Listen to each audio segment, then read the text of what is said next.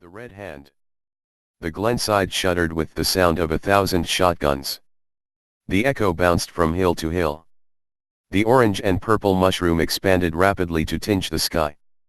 Smoke wisped towards the heavens in strands of black and grey flecked with an ember glow. It was an awesome sight, but there were no spectators in the near vicinity to gasp at the immense explosion. Except in the far distance a pair of binoculars focused. The brown leather gloves gripped the eyepiece tightly as he strained to pick up details of the flying debris. As the outbreath subsided and the detritus settled, he had one last stare before starting the engine of the blue Land Rover and swinging it onto the brown dirt track which led to the only road in and out of Glen Esk. He pulled the scarf tightly over his face with one hand and held the steering wheel tightly with his other hand. The road past Tarfside was empty and he passed nothing on the 13-mile drive from the top of Glen Esk downhill to the main road and then onto Edsall. The old U.S. military base was empty nowadays and he glanced at the remnants of old wooden barracks. He crossed the A9 and into Brechin. Beltane's Motors were open for business and its main workshop/garage had its doors open. He parked the Land Rover inside and shut the door. A grizzled grey-overalled man came out of the office and he handed him the keys. In return he got the keys for the small Renault parked in the forecourt. Billy McKay drove at a steady inconspicuous speed out onto the A9 heading south to Dundee. It was a day later before anyone had noticed that the small whitewashed farm cottage and its outbuildings was no longer there. Mrs. Irvin, the schoolteacher, had decided to visit her school on the Saturday afternoon to pick up some school work to be marked. She had decided to have her lunch up at the ruined castle by Lochley, and just as she had settled to her coffee and sandwiches she glanced across towards Mount Keene, the Munro visible from Glen Esk. She gasped when she noticed that the idyllic Highland homestead was splintered into 1,000 bits strewn over the glenside. In a reflex action she flipped open her mobile. There was no signal. She drove full pelt down the winding road and into Brechin police station. The phone rang. It was a Friday afternoon and the late autumn sun was streaming through Johnston's office window. The dancing sunbeams dappled a motley pattern on the whitewashed walls. Johnston speaking. Jock, it's Len. Afternoon, Chief. Just had a call from Police Scotland. They are wondering if we can spare anyone who knows about the Liverpool drugs run. Apparently Manchester are snowed under at the MO. You want me to go? I know you've got relatives up there. A cousin. You could visit him and take in a bit of fishing and golf if the road leads nowhere, so to speak. Where? Tayside. Perfect. James lives in Arbroath. Who's going to look after things here? Jim Parker starts back Monday if he gets the medical all clear today. Okay. So when do they want me up in Tayside? Wednesday. They've organized digs for a couple of weeks. Thanks. I'll see you Tuesday 2 p.m. and you can hand over any open case stuff for Jim Parker. Okay. Have a good weekend. Chief Superintendent Williams replaced the receiver. Johnston was alone with his thoughts. He wasn't leaving much behind, only a couple of half-closed burglaries and a serial flasher. Even a half-fit Parker could handle that. Jock had been born in Scotland. He was orphaned after a car crash and now his only surviving relative was a cousin who he knew was suffering from a degenerative muscle disease. It's strange, he thought, how life irons out all the kinks and folds. He'd been meaning to visit Jamie for at least a year and kept finding reasons to put it off. But this time the higher powers were broaching no compromise. D.I. Ramsey knelt and sifted through some of the debris near the blown-out window frame. Forensics were there as well. A veritable swarm of activity was going on and Ramsey didn't want to be accused of messing up potential evidence. Pete. Yeah. What have you found? A body? Not exactly, it's a hand. D.I. Ramsey got up and sauntered over to Forensics Officer Bill Smith. Smith pointed to the ground and there in all its bloodied glory was a severed hand with a full set of digits but no body. Great, it's a start. Now let's find the rest of the body. The white-suited team of swarming ants scoured the ground around what remained of Ardbeg Cottage. They moved with fixed downward stairs as the overhead helicopter whirred and the sun rose gradually to its zenith. Whatever caused this explosion was a mighty big bang, because there's not a lot left except the hand.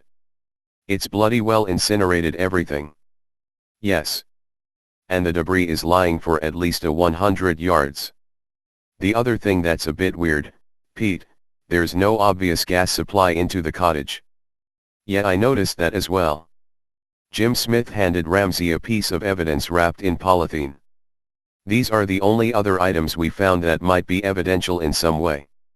Ramsey looked at the broken glass through the polythene and saw the beautiful rainbow colors diffuse through the mediums. Looks like a beaker of some sort, Jim, definitely not a drinking glass. Ramsey was very careful to open the second polythene bag. The torn shards of an old leather-bound notebook were barely legible through the ash and burn marks. We'll be lucky if there are a few words readable. Okay, thanks, Jim. Leave a couple of guys on watch for next 24 hours and cordon it off for about 100 yards. As he drove slowly down the glen, Ramsey felt that ominous tug in his stomach that was telling him this was going to be awkward. We've got a cottage with no traceable owner and a tenant who is unknown to the locals and not registered to vote. We have a massive explosion in a cottage with no gas supply. Ramsey mumbled inwardly. It's got to be drugs. Ramsey got the all-clear back at Tayside HQ to phone Lancashire for some expert backup on the notorious Liverpool to Scotland drugs run. Beltane Motors was a small garage/workshop which repaired motors and traded small time in used cars. John Houston had run it for 10 years. Mr. McKay paid him for the odd job once or twice a year. He was working alone today and he knew it was going to be a difficult job. But for £15,000 in cash it was never going to be easy. He slipped on the ski mask and pulled it down to cover his straggly grey beard and podgy pocked face. He opened the boot of the Land Rover McKay had left and saw the body trussed like a stuffed Christmas turkey. It started to squirm like an oversized trout and he hesitated. Head first, he thought, health and safety. He bundled the body down onto the workshop floor and using the car winch he hooked it up and raised it. Operating the mechanical levers manually, he lowered it down into the basement storage unit beneath the main workshop. He closed the wooden trapdoors and descended the stairs into the windowless 10x10 feet space. You'll be fine. Don't panic. It's a holiday. Bit of time away from the worries of the world. Houston closed the door and went to the side office and stuck the kettle on. This was a time to think and think clear. Billy McKay entered the hotel through the revolving glass doors at the side of the building. He caught glimpses of himself flashing on and off in the polished glass. He looked quite dapper in the grey marquee suit he had purchased a day before flying out to Geneva. As a rule he did not wear suits, but today he felt important, and indeed today was important for the future of the Ulster Protection Force. The UPF was very much a little brother to the bigger and more powerful Ulster defence groupings which had mushroomed since the Troubles. And he was flattered to have received the call from a Mr. Schmidt to attend this meeting. He felt at home in Geneva. As a man dedicated to preserving a tradition which supported Protestantism in general and Presbyterianism in particular, this was a special place to be. During the Reformation, Geneva had been a refuge for persecuted Protestants to escape the clutches of Rome. These refugees had not been universally welcomed. A proportion of the indigenous population took the view they were asylum seekers who had half an eye on a better way of life. For many, however, there was a warm welcome for Presbyterian brothers. Whether any of this might resonate with Schmidt was unlikely, but as McKay had never met him, he didn't know for sure. Sitting near the reception desk wearing a dark suit with a violet in the lapel was a tall, thin German/Swiss gentleman with close-cropped blonde hair. He looked vibrant behind the taut 40-year-old skin. McKay walked over and offered his thick calloused hand. The elegant Swiss gentleman stood up to his full 6 feet 3 inches height, and looking down on the barrel-built McKay squeezed his hand tightly. There was nothing in the handshake to tell McKay he was friend or foe. The steely grey eyes gave nothing away either. The Calvin suite on level 2 was big enough for a meeting of about 10 people, but only McKay and Schmidt occupied the 2 leather Chesterfields. "Did you have a nice flight?" McKay looked down from the window and could see the clockwork movement of the restrained Swiss drivers moving like automatons through the main roads. Not bad, McKay muttered with that strong Belfast burr. Business. Yes. Schmidt handed him a large envelope which contained 3 A4 photographs. On the back of each was written a 500-word biography with Cove. At the bottom was the word delete in capitals. McKay studied the 3 photos and noted the biographies. Can I ask why? No, Schmidt replied with a trace of annoyance. Why do you need to know? Well, I am a representative of an organization. There is a ruling committee. Yes. But effectively what you say goes. I would not have approached you without some research. I can push things through just now, but maybe in the future I might need to answer for things. We all have to answer for things, sooner or later. McKay was taken aback by the semi-religious inference in the statement. There is €2 million or a delivery of 500 NATO Imbal assault rifles. It is your choice. McKay looked hard into his eyes. This was serious business. Why do you think we might need assault rifles? There is a peace process in place. Well, my informants suggest that you do not have the security that others enjoy. McKay was getting peeved with the bloody superior German who had it all worked out. Is that not a mite risky for you, smuggling arms into an EU country? Well, after Brexit it might be extremely difficult for you to get this kind of help from your European brothers. Indeed.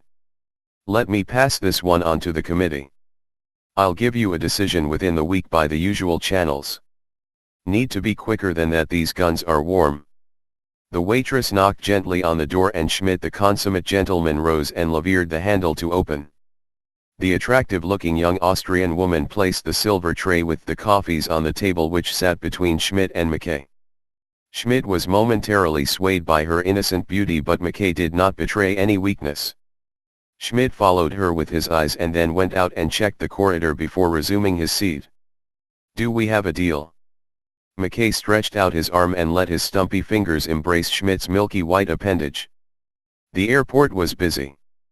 Too busy for McKay's liking, and he felt a wave of paranoid nausea, a symptom of the troubles, overtake him momentarily at customs. Europol were unlikely to have an interest in him, but if Schmidt was something other than a Swiss businessman with an interest in assassinating 3 UK citizens, then there could be problems. It was early morning when Johnston and Ramsey got into the black sedan SID car. The road out of Dundee was quiet until they hit the Kingsway. Johnston's bacon and eggs were still swilling about as Ramsey fired up the sedan after the last set of traffic lights before hitting the main A9 to Aberdeen. Did you get settled in okay? For a police house it's very comfy. Well, you know, if there's anything you need just ask. Will do. What's the meat of this case, Pete? All I know is that a cottage mysteriously exploded. That's not far from what we know. Basically, there was an explosion around about 4 p.m. on Friday. There is no gas supply to the house. And we cannot find a body. There is a hand, but none of the debris contained what we might regard as human remains. The last record of ownership comes from title deeds in 1805.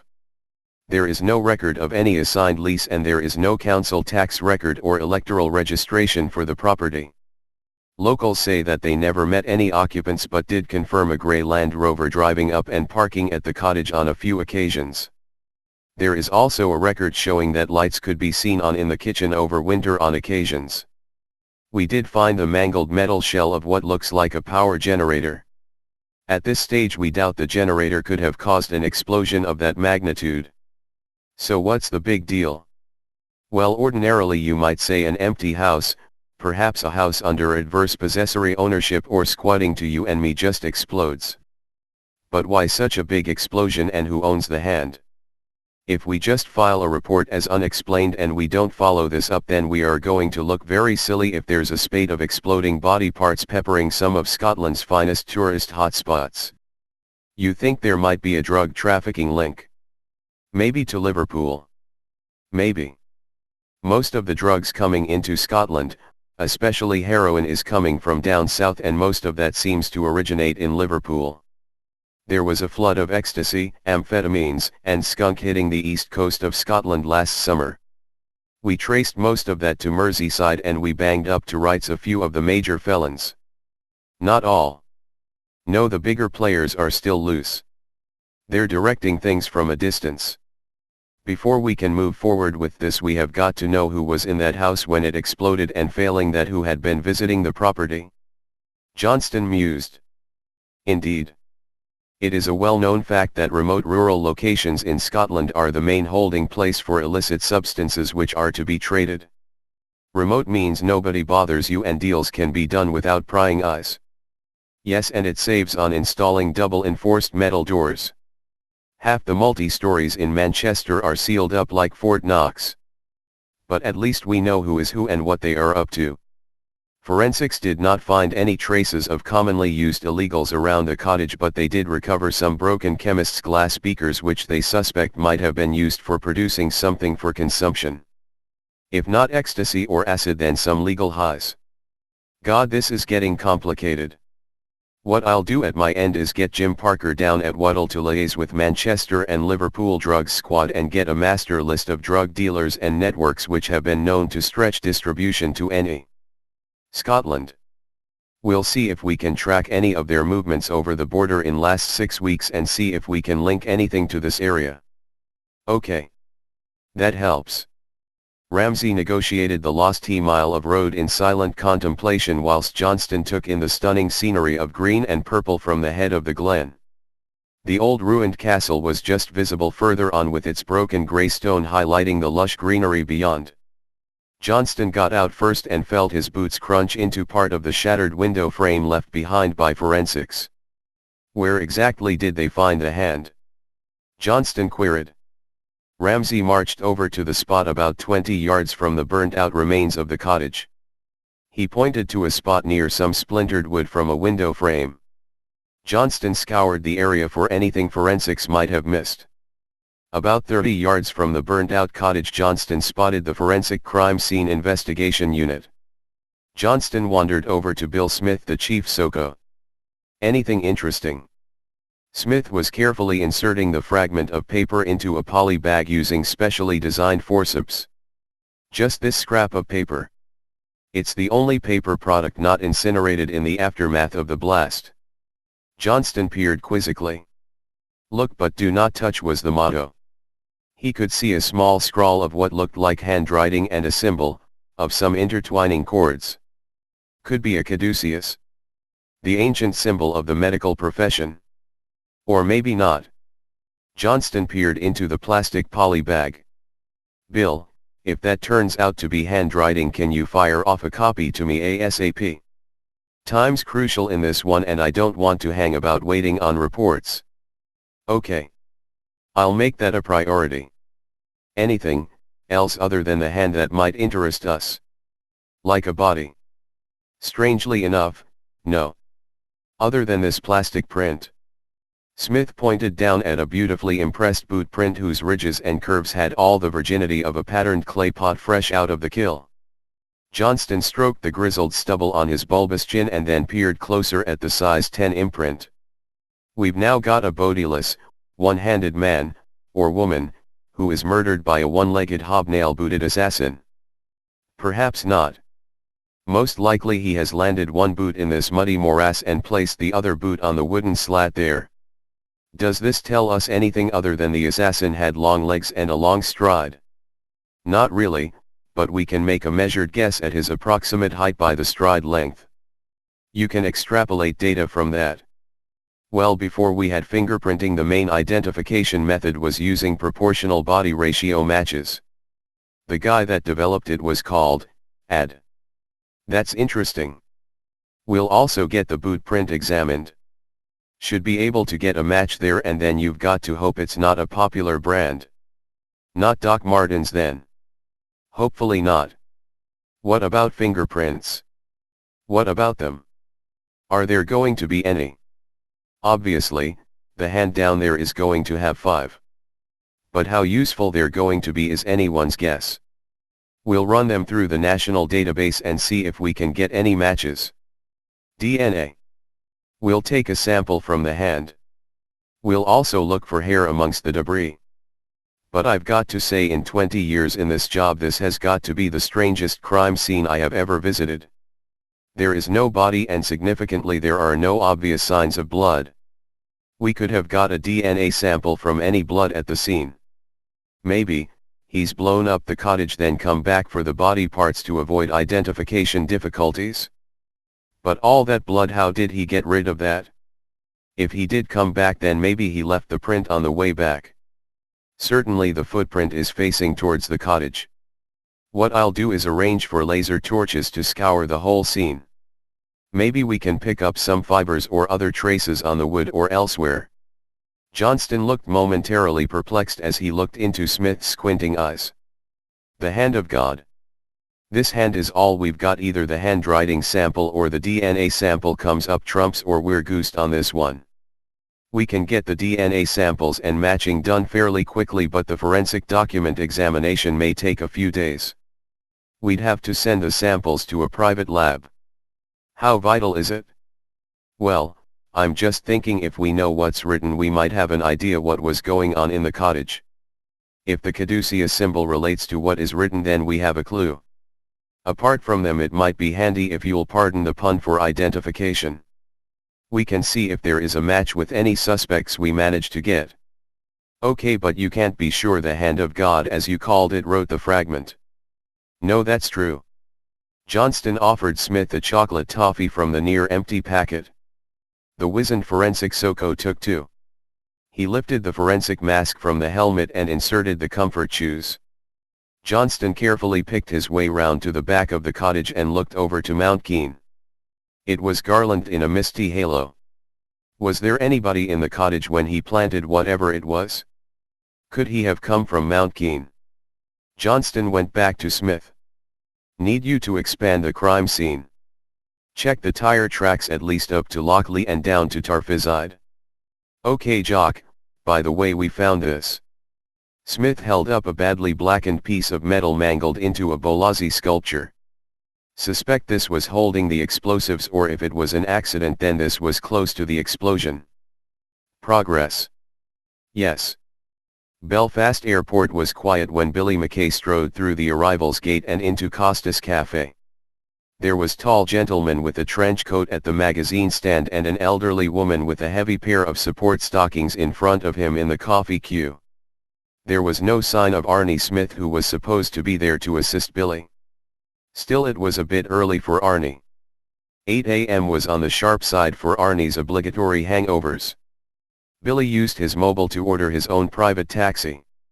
The shining BMW picked him up from the front of the airport, and he said nothing to Ron Paisley, who drove impassively through the morning rush hour. Back at the Shankill Road, McKay got out and nodded to Paisley before shouldering his luggage back and making his way up the pathway to his reinforced council semi. The orange and blue wooden front door slid open with a graceful ease after one turn of the Yale. The heavy metal door behind it took a bit more effort, as the two mortise locks were deliberately stiff. Inside the house, the cork-lined walls gave a sound restricting security the building so that any prying ears might be, at least a little bit deaf-end. Billy was home. There was no wife to greet him, or for that matter doting children to shout "Daddy's home." Instead, there were 5 stocky-built middle-aged men sitting around a pinewood IKEA kitchen table. Coffee, Billy? Strong one. Flight okay? Not bad. Good result for the Jers. Billy stared across at his second-in-command, Raymond Cameron. Raymond was a red-hot Glasgow Rangers fan, as was Billy, but this was not the time to indulge in trivial small talk. Raymond got the message. The other 3 said nothing. Billy slapped an envelope on the table as he slipped into the chair with his extra-strong Nescafe. Raymond picked up the envelope and took out the photos of the 3 men that Schmidt had given him. They're no good lookers, are they? McKay nodded. The remark was on the flippant side, but maybe it was time to lighten up a little. Eyes too close together. The assembled group laughed out loud at McKay's observation, which was a stereotype often implied about their Irish enemies. Are these fellows for the off? Read the back, McKay ordered, flipping over the first photo of Joseph Wrightson, the PhD chemistry graduate of Cambridge University. Well, he's a clever bugger. Raymond laughed. Compared to you he is, Jimmy Smith chipped in as he waited nervously for a positive response to his humorous quip. It didn't come. We've got to nail him and the other two. There was a silence around the room as the atmosphere grew a bit heavier. Why does this German guy want rid of them? That's what I asked, but he says he can't tell us. You mean he won't tell us? Billy looked menacingly across the table at his second-in-command, who realized his error and offered Billy the plate with the biscuits. He's not going to tell us, and that's all we need to know. What do we get out of this, Billy?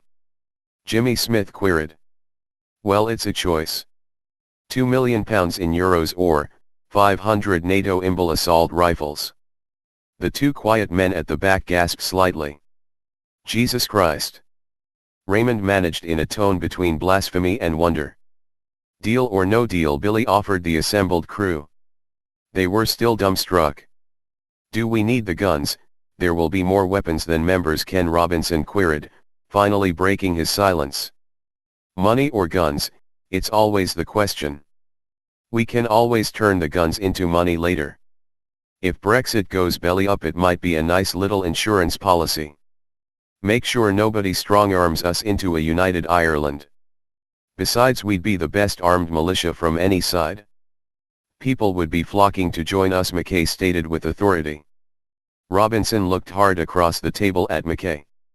I'm not sure about this, Billy. I'd like to know who these men are. It's going to be on our conscience. Besides, there's still a peace process of sorts in place. Thank you, Holy Willie, McKay sneered. This ain't the boys' brigade. When you signed up for the UPF you swore to protect Ulster. Now I'm giving you a chance to do that. If this Brexit deal goes sour and they try to make the border on the mainland, then we are back to the Battle of the Boyne. There was an uneasy silence. Raymond stroked his grey-bearded chin and broke the silence. How do we get paid, and what's the guarantee? Guns or money? It's 20% in advance and the rest released on evidence. Before McKay could finish, Ken Robinson, the 40-year-old bachelor and founding member, stood up. Leave me out of this one. It's too hot and I never signed up to see off innocent men. Well, piss off. If you can't stand the heat, get out of the kitchen. We've no room for old women. There's no innocence in this world, Pastor. Ken Robinson said nothing more. He marched his 6'2" lithe frame straight out of the kitchen door and out of Billy's safe house. There was a funereal silence which lasted a full minute. This meeting's adjourned.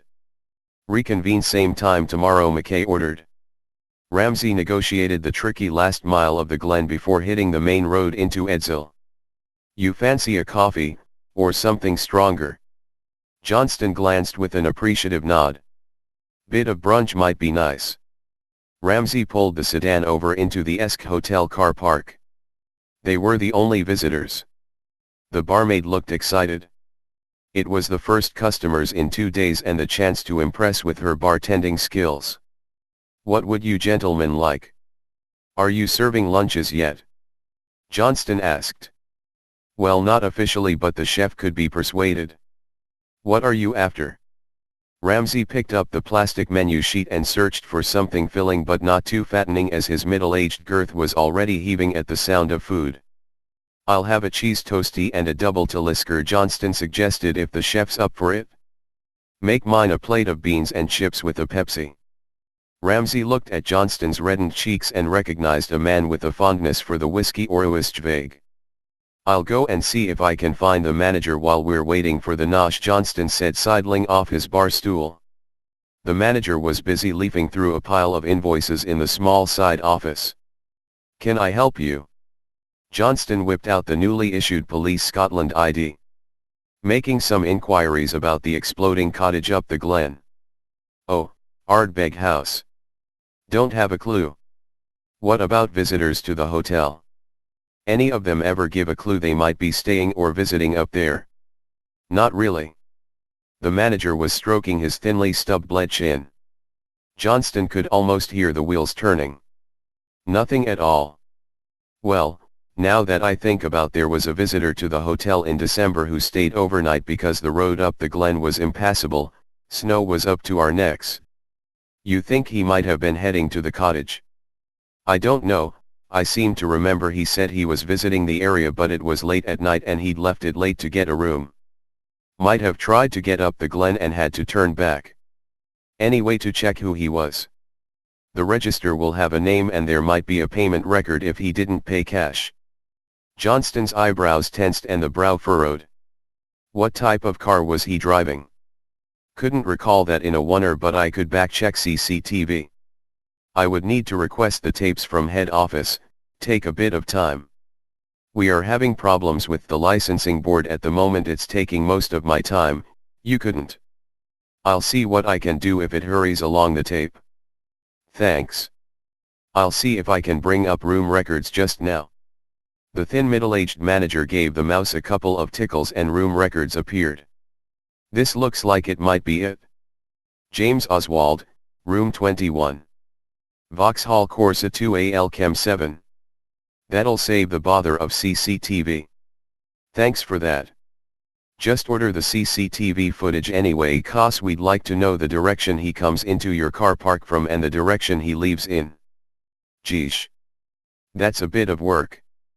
Look, you're a strategically important tourist business. I don't think you'll have any licensing problems if the police point out the emergency refuge status of an establishment like this out in the middle of nowhere. Okay, thanks. By the way, did he have an accent? That's pushing my memory, but I think it was an English accent. What kind of English accent? A bit like yours. Thanks for your help, Mr. Swanky, Bill Swanky. Johnston nodded and made his way back to the welcome sight of a cheese toastie and double Talisker.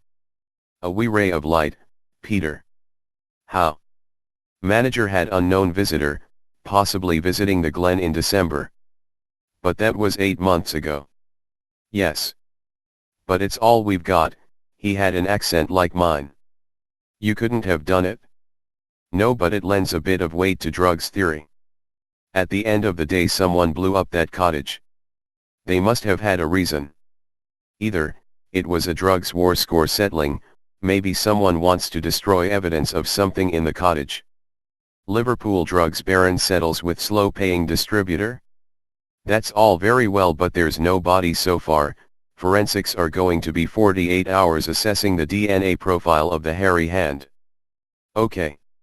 Meanwhile, I think it's urgent we get a trace done on a James Oswald. This is likely to be a false name, but we need to get that confirmed. A better lead might be the car registration. Even if it's false, there's a chance we can use our confidants or grasses, whatever you prefer, to get the actual vehicle engine details. Assuming it's been fixed in northwest England. Pete Ramsey looked encouraged, and he knew he was working with a true professional. Billy left the Argyle bar.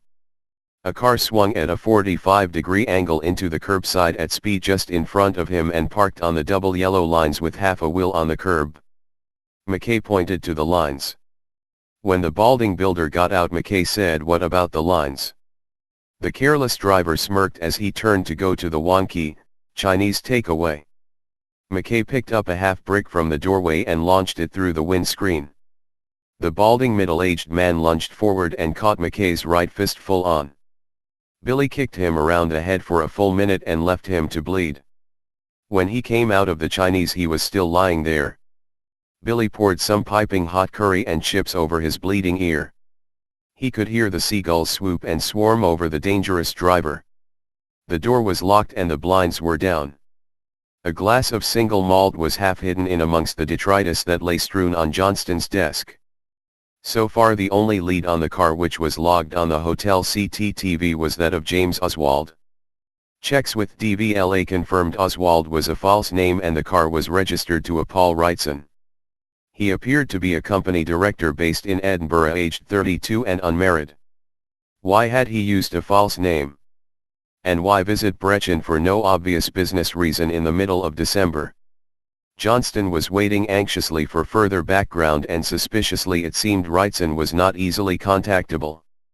Of equal interest was the CCTV image of a blue Land Rover caught heading off the A9 into the Brechin Castle Centre 2 days before the explosion was reported. There was just enough clarity to give a registration number. Johnston was staring ahead at the Chinese lady who had hung dutifully in the Brechin office for 35 years when the phone tone jerked him out of his temporary stupor. Johnston picked up the blotched fax message on the office desk he was sharing with Ramsey. It was from Jim Parker down in Lancashire. Tayside Police HQ. From D.S. Parker, Whittleside. ATT, D.I. Jock Johnston. Checked out registration on Blue Land Rover. Links to William McKay. Aged 38. Lives Belfast. 8 convictions. Johnston digested the information. He phoned the switchboard. He was redirected to Bill Struth, RUC, HQ, Belfast Division. Hello, Mr. Struth, D.I. Jock Johnston Whittleside. I'm helping Police Scotland with an investigation. I was wondering if you could do me a favor and run a check on William McKay, aged 38, lives 89 Shankhill Road. When do you need it? Yesterday, but make it as quick as you can and I'll try and return the favor. It was a long 90 minutes before Struth got back with the necessaries. You've caught a real hot one here, Jock. 6 violent assault convictions, a manslaughter charge and an attempted rape charge. Reputed to be a leader of the UPP paramilitary group. And I can confirm that he is because we, or should I say MI5, have got someone on the inside. I'm really in your debt, Bill. Could I possibly arrange to meet this inside man? Well, that is not a usual protocol. Where is all this leading? That's just it, Bill, we're not sure. It could be a matter of state security or it might be nothing. Look if you can play it big on the state security card and I'll see what I can do. Johnston was not sure whether he was happy or sad. The first shafts of light in an awkward case had glinted into view, but it meant there was going to be a few geographical and territorial lines that might have to be crossed. Is there any link between this Wrightson guy and the Belfast tough nut? Johnston mused to himself. It was 4:30 p.m. next day when Johnston landed at Belfast Airport. The Irish Sea had looked choppy and his boiled egg breakfast was well scrambled by the time the easyJet had eased its way onto the tarmac. A uniformed plotter from the RUC was there to meet him. This was a privilege the Garda had not conferred upon him on his last visit to Dublin. But perhaps there was more reason to worry about his personal safety in the troubled north. RUC headquarters was an imposing building. Bill Struth was there to greet him at the charge desk. Struth was a stout, squat figure who looked like an oversized Teletubby with an austere black jumpsuit. The RUC metal badges were shined to a polished mirror finish. He showed the slightly weary Johnston into the interview room at the side of the charge desk.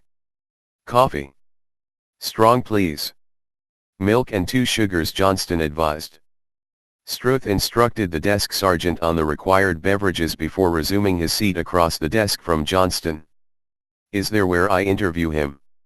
No. HQ is a bit sensitive. I've arranged to meet him in an old warehouse down at the docks.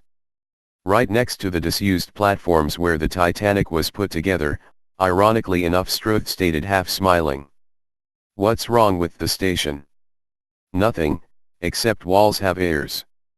We could have brought him under a blanket, but the problem is we have 1 or 2 officers who are, how I can say it, ultra loyal. Johnston understood the meaning. There were some officers who might have loyalties to paramilitary groups which transcended even Her Majesty's police force. Besides, M.I.5. insisted he is interviewed where they can physically keep an eye on proceedings. When do we meet him? Whenever you like. He works in the docks. Okay. Let's get it done. Struth got up and instructed the desk sergeant. He then phoned secure line to the informer. Within 10 minutes the plain Ford Focus appeared as if by magic at the car park. The drive through Belfast's gloomier suburbs was an experience for Johnston. The shimmering Titanic Museum momentarily lifted Johnston's spirits as he was dazzled by its sober simplicity. Belfast docks were much more menacing. The old industrial crane stood motionless at Shed 58. The old warehouse had a wooden side door which led to the supervision office, and when Struth and Johnston went inside, a tall, lean middle-aged man with greased back hair sat lounging back behind the desk. "Pleased to meet you, I'm Ken Robinson," he said, holding out a rough slender hand. "D.I. Jock Johnston. Police Scotland." Struth nodded across to Robinson and he brought the long, denim legs down off the table before leaning across the desk to stare Johnston down. "What can I be helping you with, D.I. Johnston?" "I need to know about Billy McKay, his whereabouts in the last 10 days. What he has been up to in a general sense." "That chite," Robinson managed with a grimace. "We are concerned that he may have been involved in a criminal offence in mainland Scotland." Robinson looked across at Struth and he nodded. This was the reassurance Robinson needed.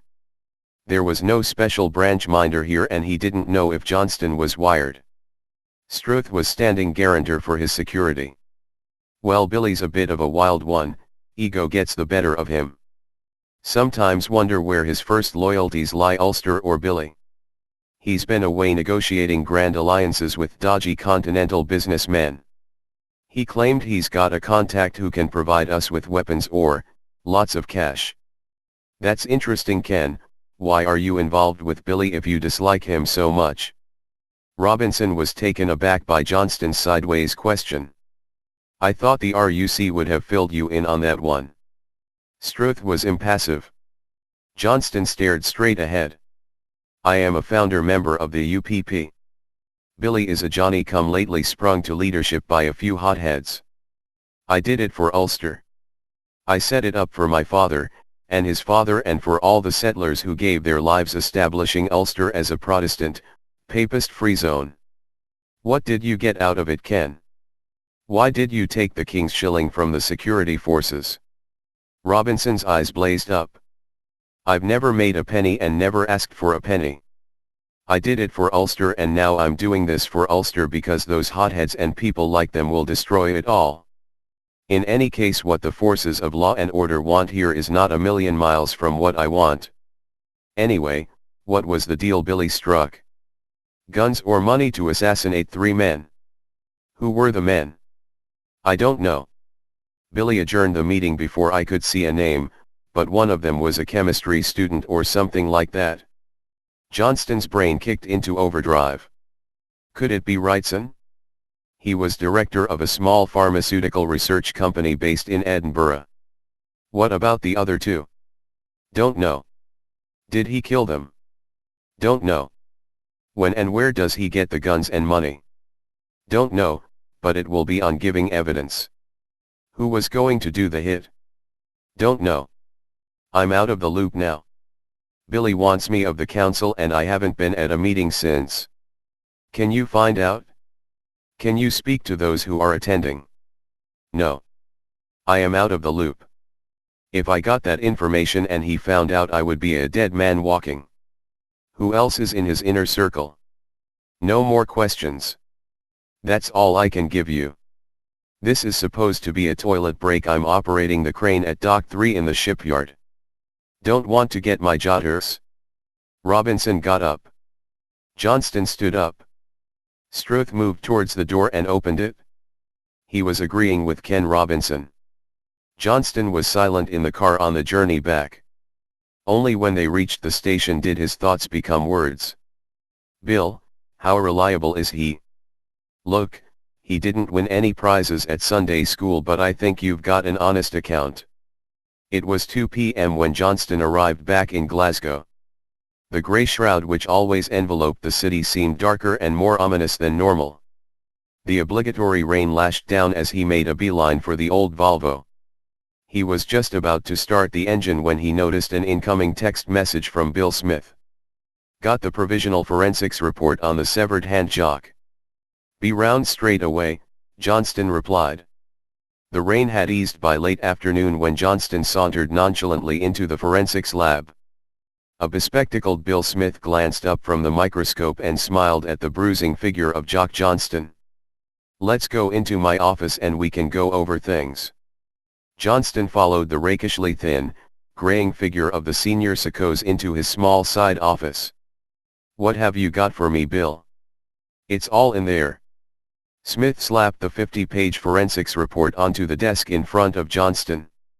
Slowly, he fingered the initial pages and began to read the summary. "I'll save you a bit of reading time, Jock.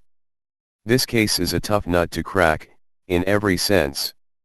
The DNA sample from the hand caused us a few problems." "Why?" "Well, it had been away from the body for quite some time. Detached for at least 10 days. Johnston's eyebrows arched in surprise.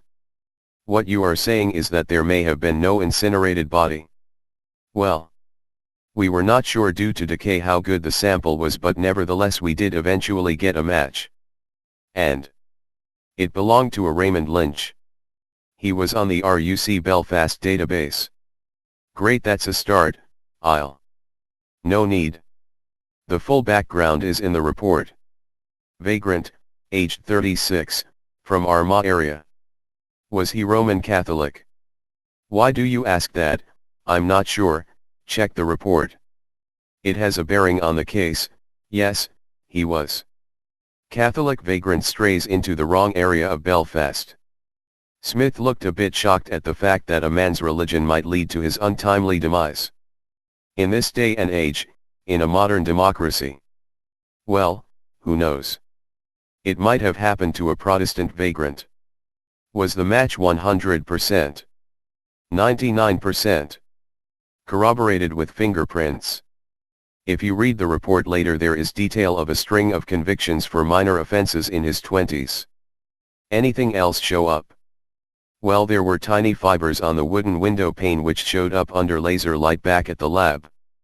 We put the fibers under the electron microscope and they appear to be jute. The fibers also showed traces of a resinous oily substance which so far we cannot nail. Could be cannabis oil. Maybe, but why would you store oil in a cloth sack? Maybe it was wrapped in something and there was a leakage. We'll see. I'm waiting for a definitive from London on it." "Talking about London. Is there any word about the death in the Camden pub?" "I've got a provisional lab report from New Scotland Yard. I was asked to make sure you got it." Johnston grimaced as he leafed through the first couple of pages. "These findings are provisional, Jock. I believe they had at first suspected cause of death was asphyxiation. Leaning over a toilet bowl, he maybe just choked on his own vomit, but the autopsy showed internal organ damage.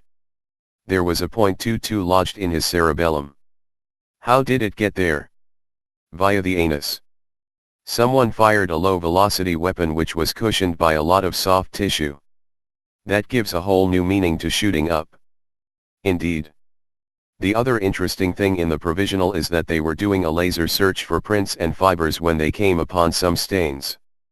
Semen stains at the front, and the back. Interesting.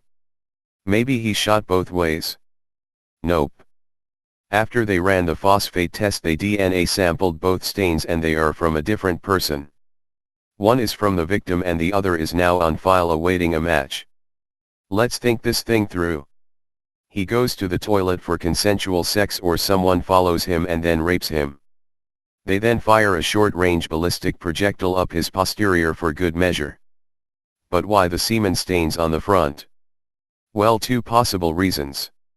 The stain on the front could predate the incident. Or, during the sexual activity he went erect as a reflex action and ejaculated. I'm going to get on to Belfast, ask them to speed up procedures. We need a fast match to Billy McKay.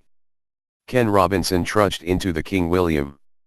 He made his way to the back saloon where a few of the faithful sat at a beer-stained table underneath the garish portrait of the gay Prince of Orange. The Queen stared imperiously down on them from the opposite wall. She looked severe, but this didn't temper the rougher language of the assembled crew. Ken ordered a heavy beer over the truncated saloon counter. The brutish barman sliced the head with a knife and silently handed the yeasty beverage to eager Robinson. He sat down. What goes? "What goes?" the thin leery-faced loyalist asked Robinson. "It's that bastard McKay again. He's getting too big for his boots. He's been flying all around Europe at our expense, arranging this and that fantasy deal. Now apparently we've got top Swiss industrialists plying us with arms. He should take a run. SSHHHHH, walls have ears." Robinson checked himself. Smithy was right. Pete Sheldon had said nothing, then changed the tone. "Are you going through for the HIBS game? Better saving a bit of cash for the real Fenians. We've got Celtic at Ibrox on the 28th. Robinson nodded. "He's right. It's a better weekend. Plus we can do a bit of business."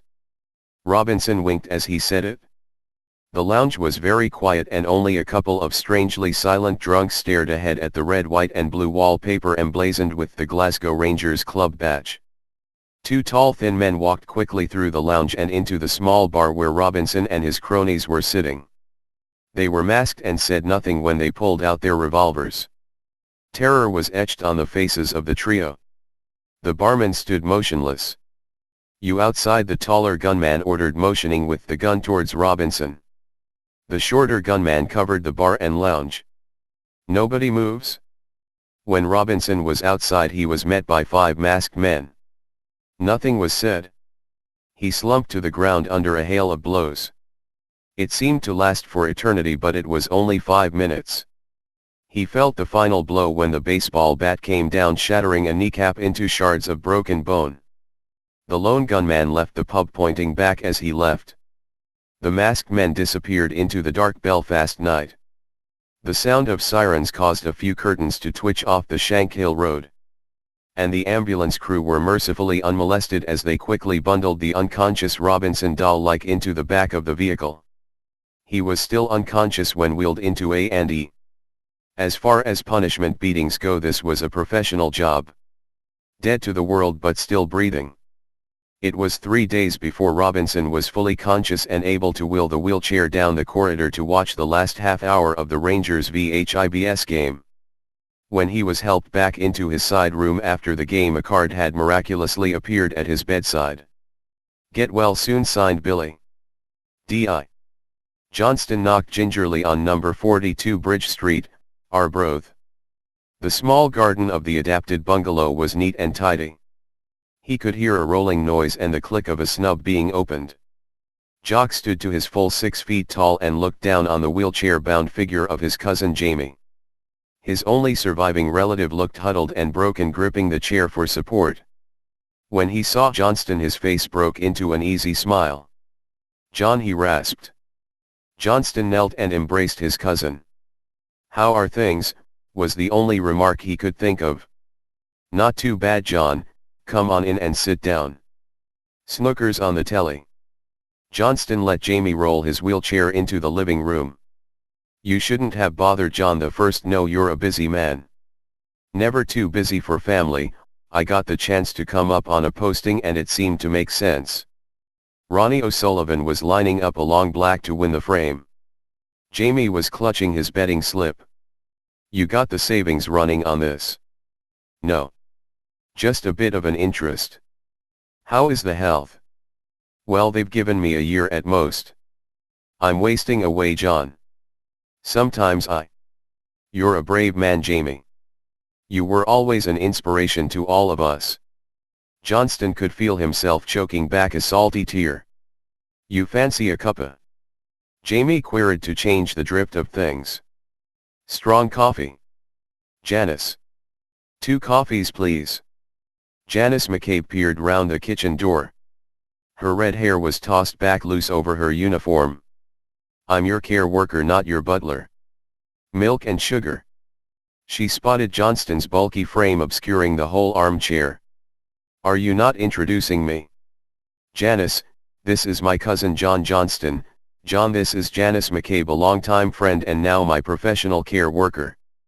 Johnston nodded across and could not help being captivated by her vivacious good looks. A sort of Scarlett O'Hara with flaming red hair instead of black. "Spot of milk and 2 sugars, love."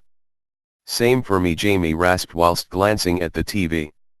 Jamie's spirits were lifting moment by moment. A close relative with a close friend and possibly a remunerative investment in a snooker result all served to help lift the gloom of his mundane existence. After, about another hour of pleasant chat, Jamie excused himself as he was feeling tired. He said goodbye to his cousin at the bottom of the stairs before he activated his stair lift to his bedroom. Janice and Johnston left together. "Do you know if there's anything else I can do to help Jamie?" Johnston inquired as Janice slipped into the driver's seat of her Ford Fusion. "Come round sometime and I'll tell you all I know about his condition." She handed him her council services contact card with a smile. There was a mobile number at the bottom. Johnston nodded. The drive back to his temporary accommodation in Brodie Ferry gave Johnston time to contemplate. What more could he do to help his cousin? A choking guilt that he was not doing enough soured his mood. He sat alone in his flat eating the fish and chips from its wrappings, and his mind drifted back to Jamie, then back to Janice, and then back to Janice again and again and again. The third glass of Talisker finally forced him to switch off the telly and stumble in the cold single bed. Wolfgang Schmidt parked the dark blue BMW in the car park of Klug Trading Group, the largest general import-export business in Switzerland. A fully owned subsidiary of AstraZeneca, the Swiss pharmaceutical giant, it had traded independently from 1929 until 1957, when Schmidt's grandfather had sold out to the AstraZeneca Group. Even during the Second World War it had managed to continue trading, selling everything to everyone on all sides. Schmidt was the managing director of Klug and its major shareholder.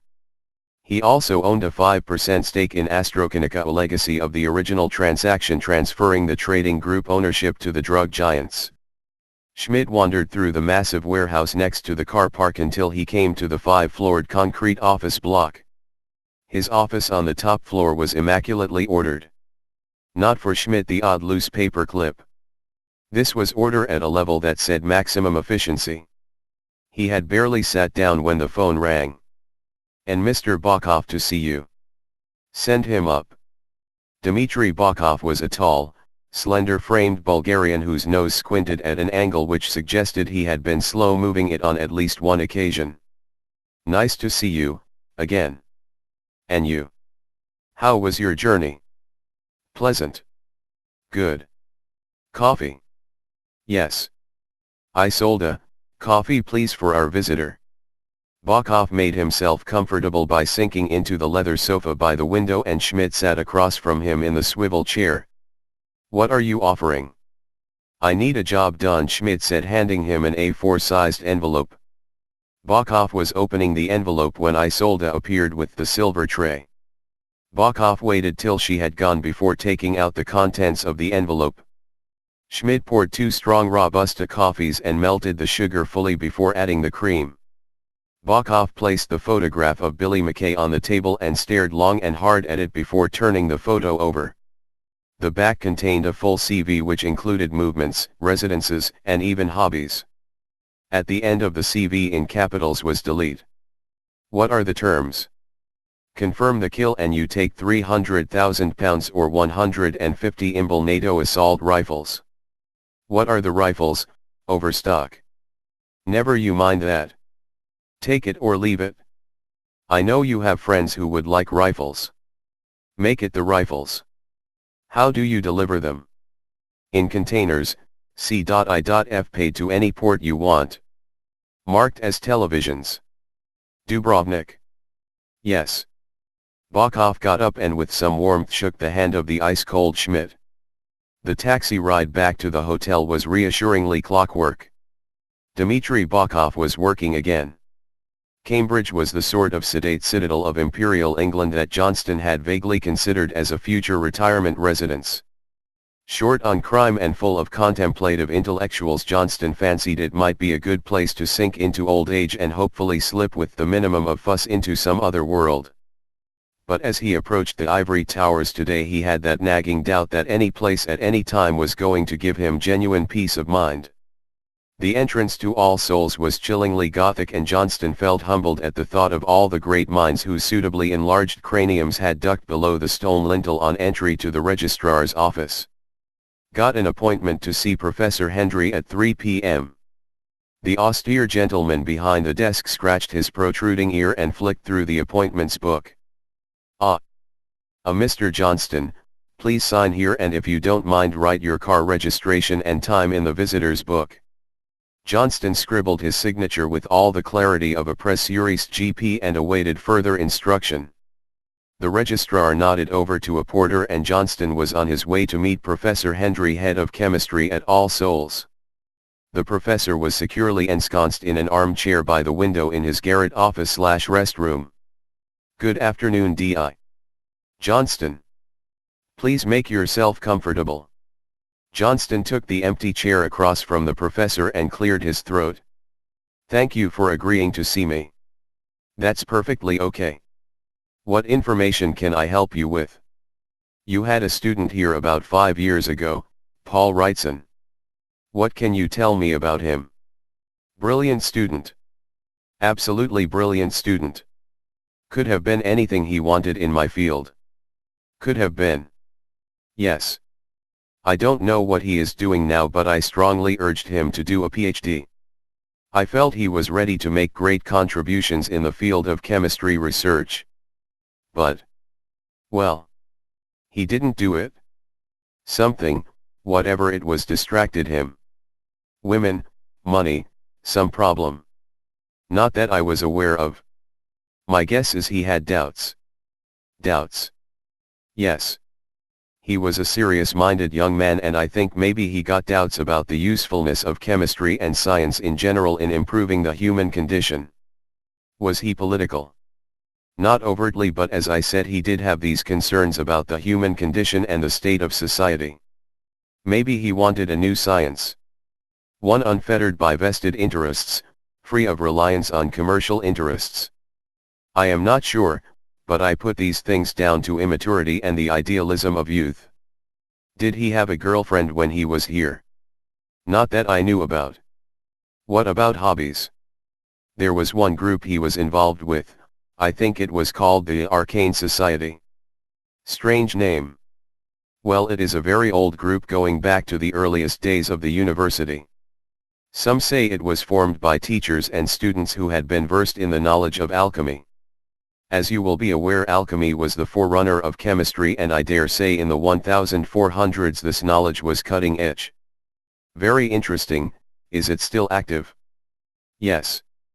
You can get contact details if you ask at the front desk for the student almanac. Okay. Professor. Were there any other students in his chemistry class who you knew he was close friends? There were 2 chaps he used to socialize with a lot. James Strickland and Albert Moyer. One of them, I believe, may have been in the Arcane Society with him. I tell you what, I will look out the records I have for them and fax the details through. That's very kind of you. Oh, now that I think about Bob Richards, a current member of the chemistry staff, was a member of the Arcane Society at the same time as Paul Wrightson. You could make an appointment to see him as well. I'll do that. Thanks for your help. Use this if any more information comes to mind. Johnston handed him a contact card. M. Police Scotland. What is it that brings you down so far south? Is Paul in trouble of some sort? We do not know. Technically he is a missing person, but that may just be because we cannot locate him. Oh dear. I wish you the best of luck with your inquiries. As I said, he was brilliant. Okay. I know your time is precious, so I will head off just now. Thank you, Inspector. Johnston descended from the hallowed heights of academia and landed terra firma back at the registrar office. He picked up a copy of the student almanac. The chief registrar was busy filing some applications when Johnston rapped gently on the wooden counter. Can I speak to Bob Richards? Billy McKay recoiled backwards. He felt the sharp searing pain in the middle of his chest. Lying on his back, he was looking directly up at the azure blue sky. He could still vaguely hear the sound of drums and flutes, but they were getting distant. Around his wounded body 1 or 2 braver marchers seemed to be staunching the flow of blood from his chest, but most of the flute band had disappeared into alleyways or cowering behind cars. Billy looked straight ahead up into the sky, and through the dreamy white clouds he could see a white steed. Mounted on the white charger was the king. William flicked back the curly locks under his black bonnet. He stooped on the horse and offered a huge ghostly hand out. Billy clutched into the air and gripped the red hand. The king let go and then dropped his robe to display his naked body to the wounded and dying loyalist leader. Billy stared ahead past the king. He could hear some ancient flute sounds, and approaching him was a man in green. Billy shrunk back.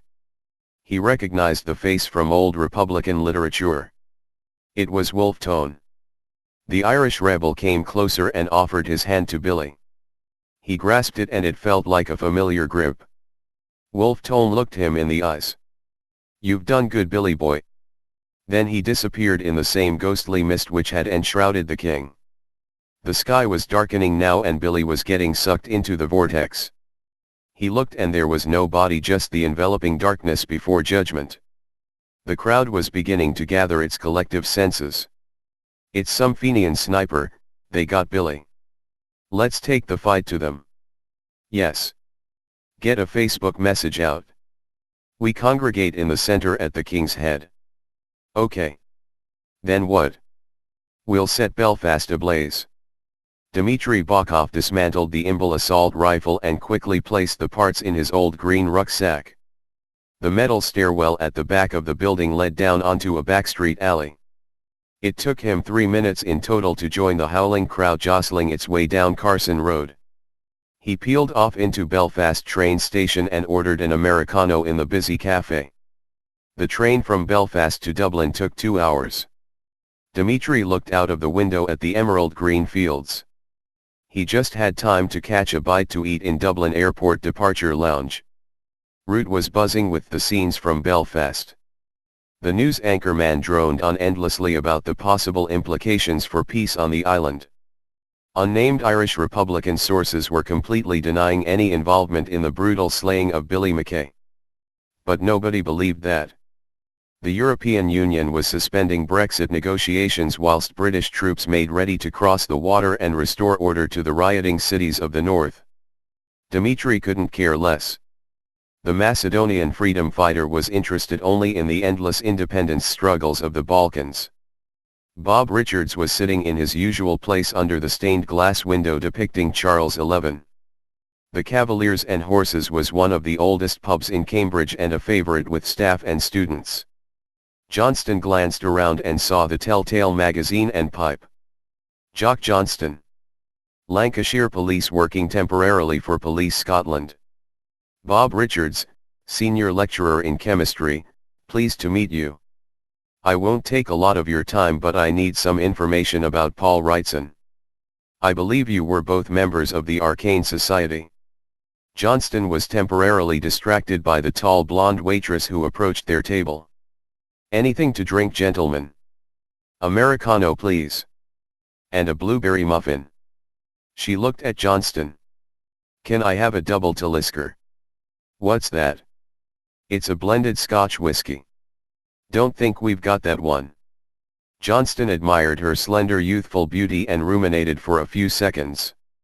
A double anything with Scotch and whiskey on the label. She scribbled dutifully and then misted gracefully back to the wooden gantry to fetch the drinks. Yes.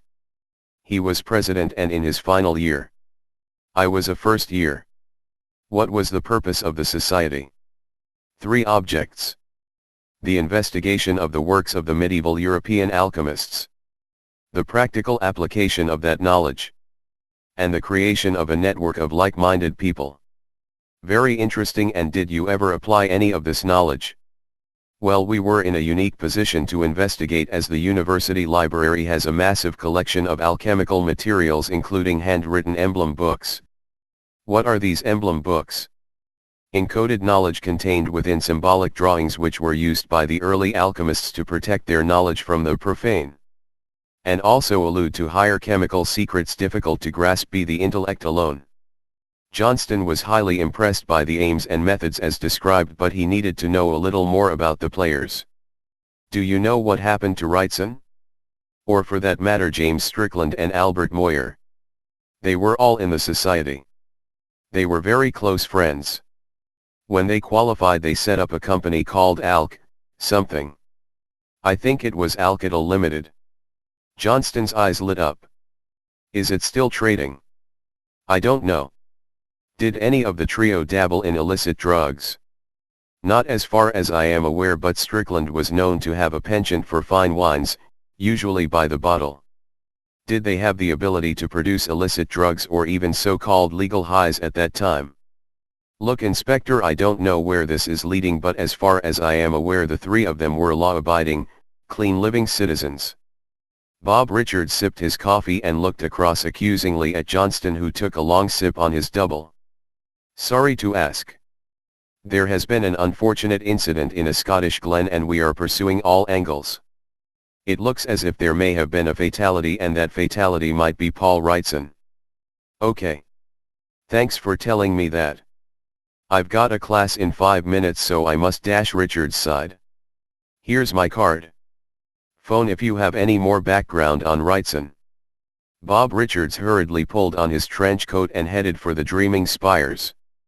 Johnston fished out the old Doro 618. Jim. It's Jock. How are things? Not bad, Jock. We've nailed that serial flasher. He was completely exposed this time. A wandering panda caught him with full headlamps. Good. Do me a big favor. Save me time going through Police Scotland internals. Check company's house for Alcatel Ltd. Full details. Just email it or fax it? Okay, Jock. How's the fishing going? Not had time. I'll give you a private update at the weekend. See you. Johnston rang off, then stared at his empty whiskey glass. The ancient dilemma facing drinkers the world over: just one more for the road. Not this time. Next day Pete Ramsey was at his desk in his small office in Tayside Division HQ, Bell Street, Dundee, when Johnston sauntered in. He eased himself into the swivel chair beside the window and took out his notebook. Productive trip, Peter. Good. Case solved. Not that good. I met the head of department and a lecturer who had been in a chemistry society with Wrightson.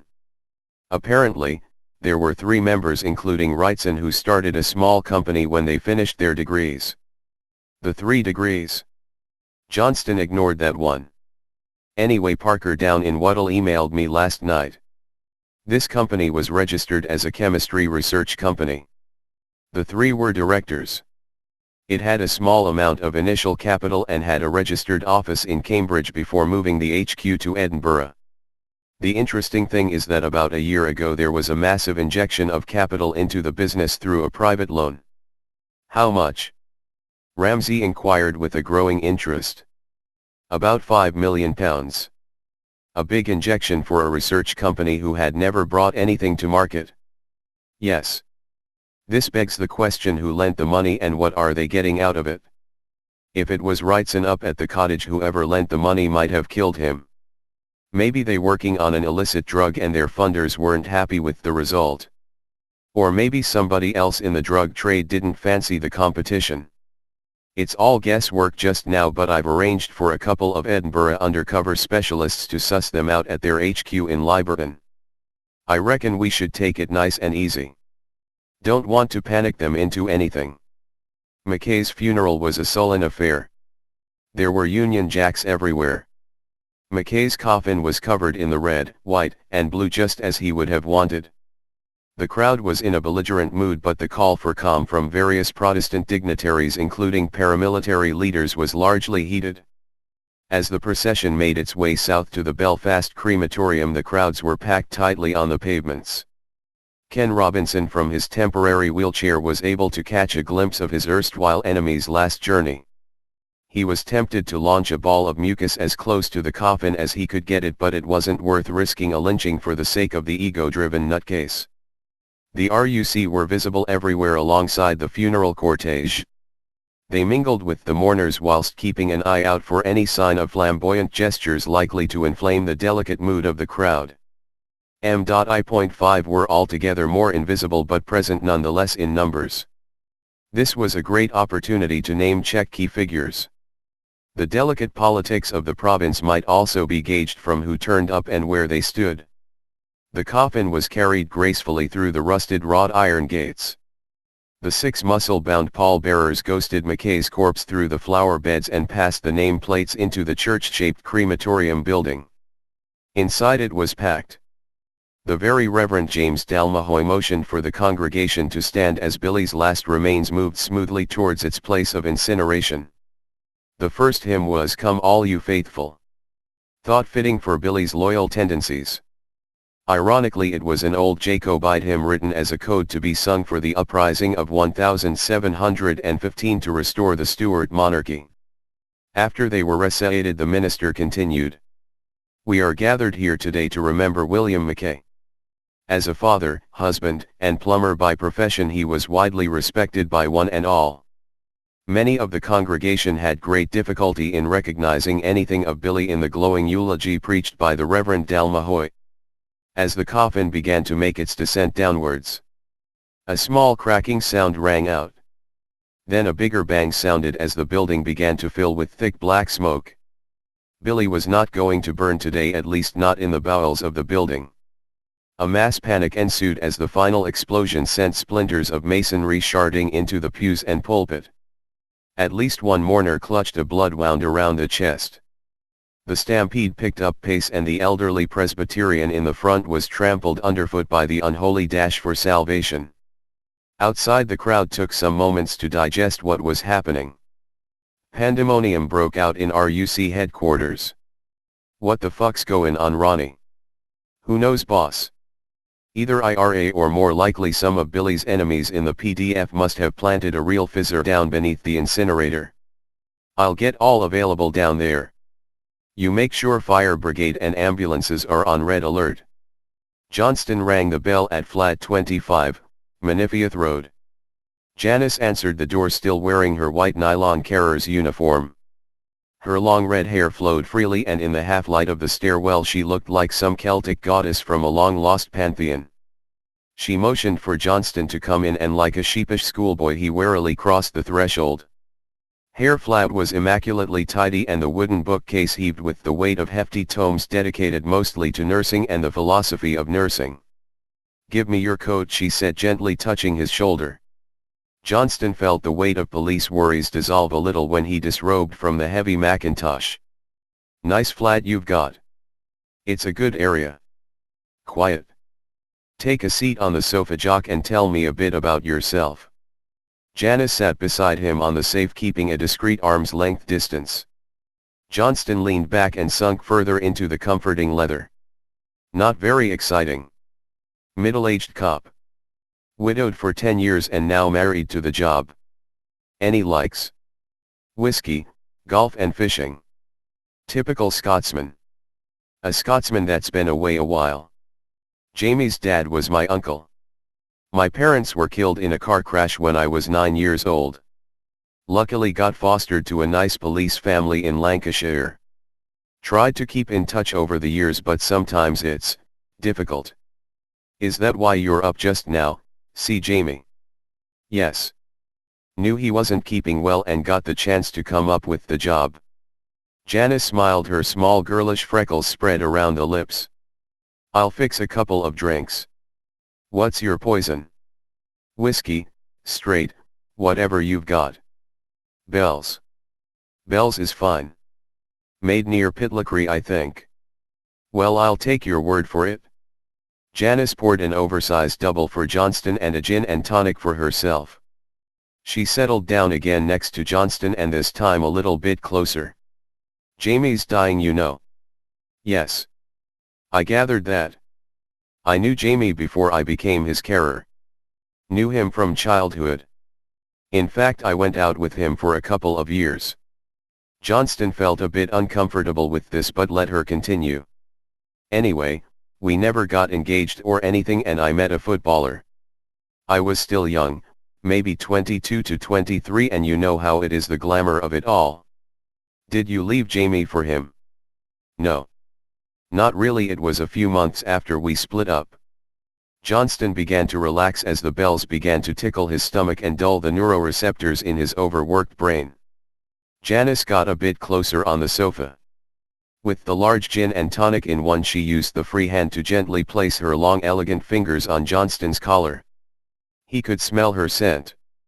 A French perfume with a strange erotic power. Johnston was trapped between excitement, fear, and the urge of nature. For a grizzled 44-year-old cop, the desire to release and let love take its course began to overpower him. He was tantalizingly caught between the need to be an always-in-control police officer and the desire to be like a child again, surrendering into the warm embrace of trust, warmth, and sensuality. He gently placed a hand near her right breast and felt her bosom heave a little with the tactile surprise.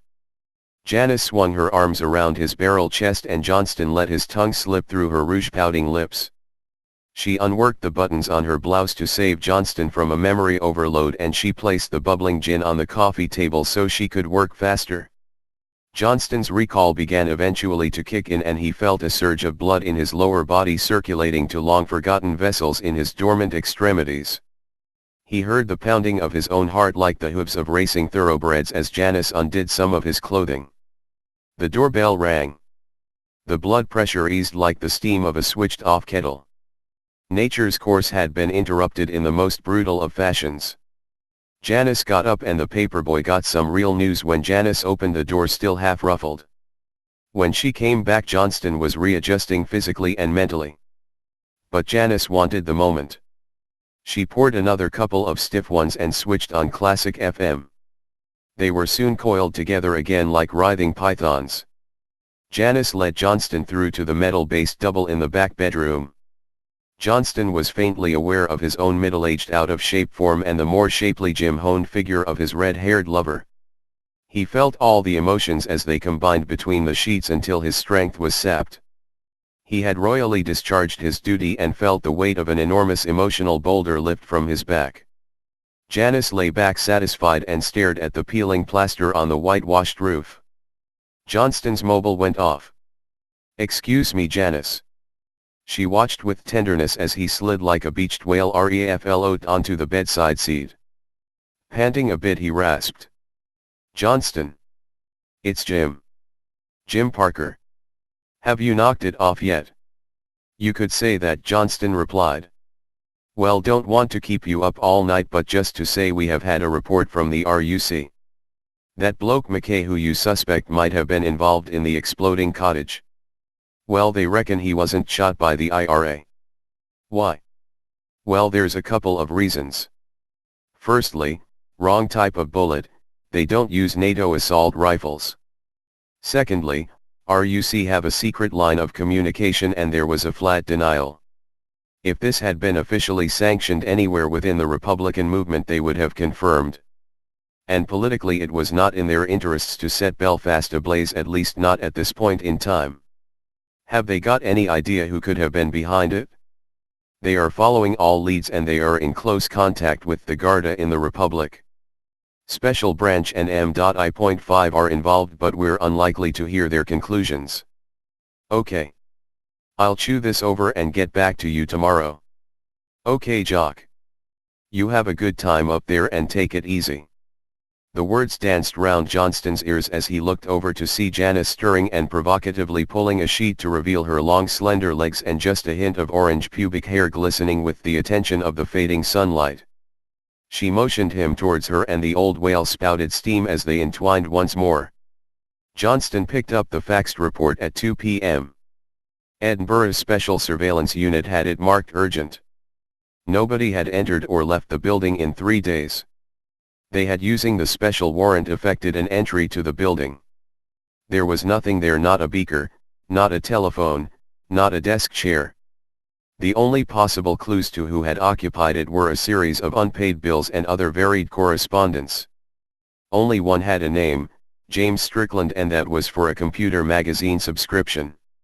"Jim. It's Jock. Do me another favor."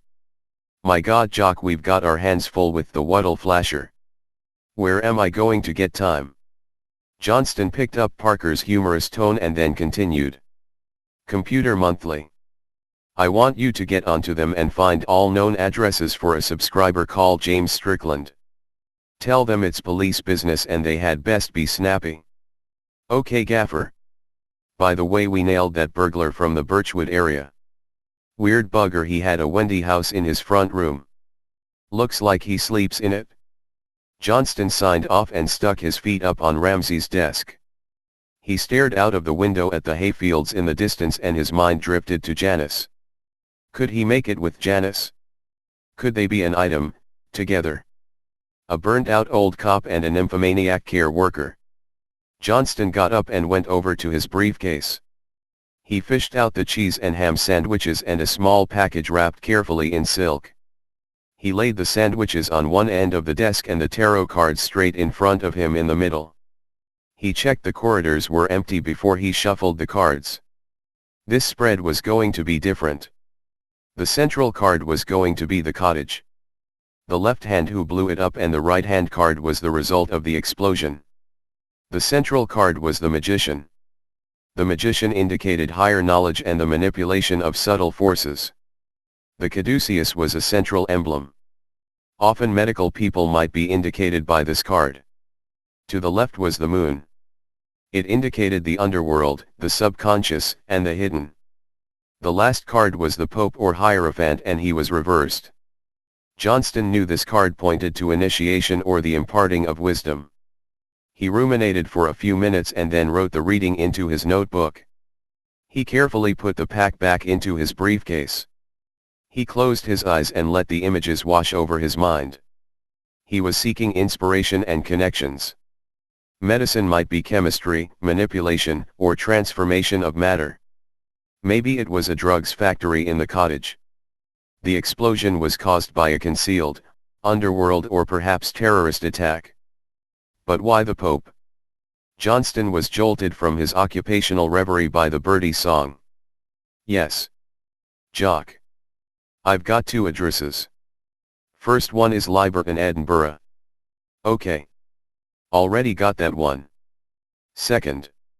Is Tullochard Cottage near Cape Wrath. Okay, thanks Jim. Speak later. Johnston hurriedly rang Ramsey. It was the answering machine. Pete. Got a lead on Strickland. He has an address in Cape Wrath. I'm going up there today. I'll phone if I need any backup. Want to strike while the iron's hot. Johnston picked up some overnight things from his digs and then put the foot down sharply. It was a long drive and he was going to need all available time. The A92 was fairly quiet. The sat-nav was going to be meaningless for at least the next couple of hours. It was saying head to Aberdeen and move west towards Inverness.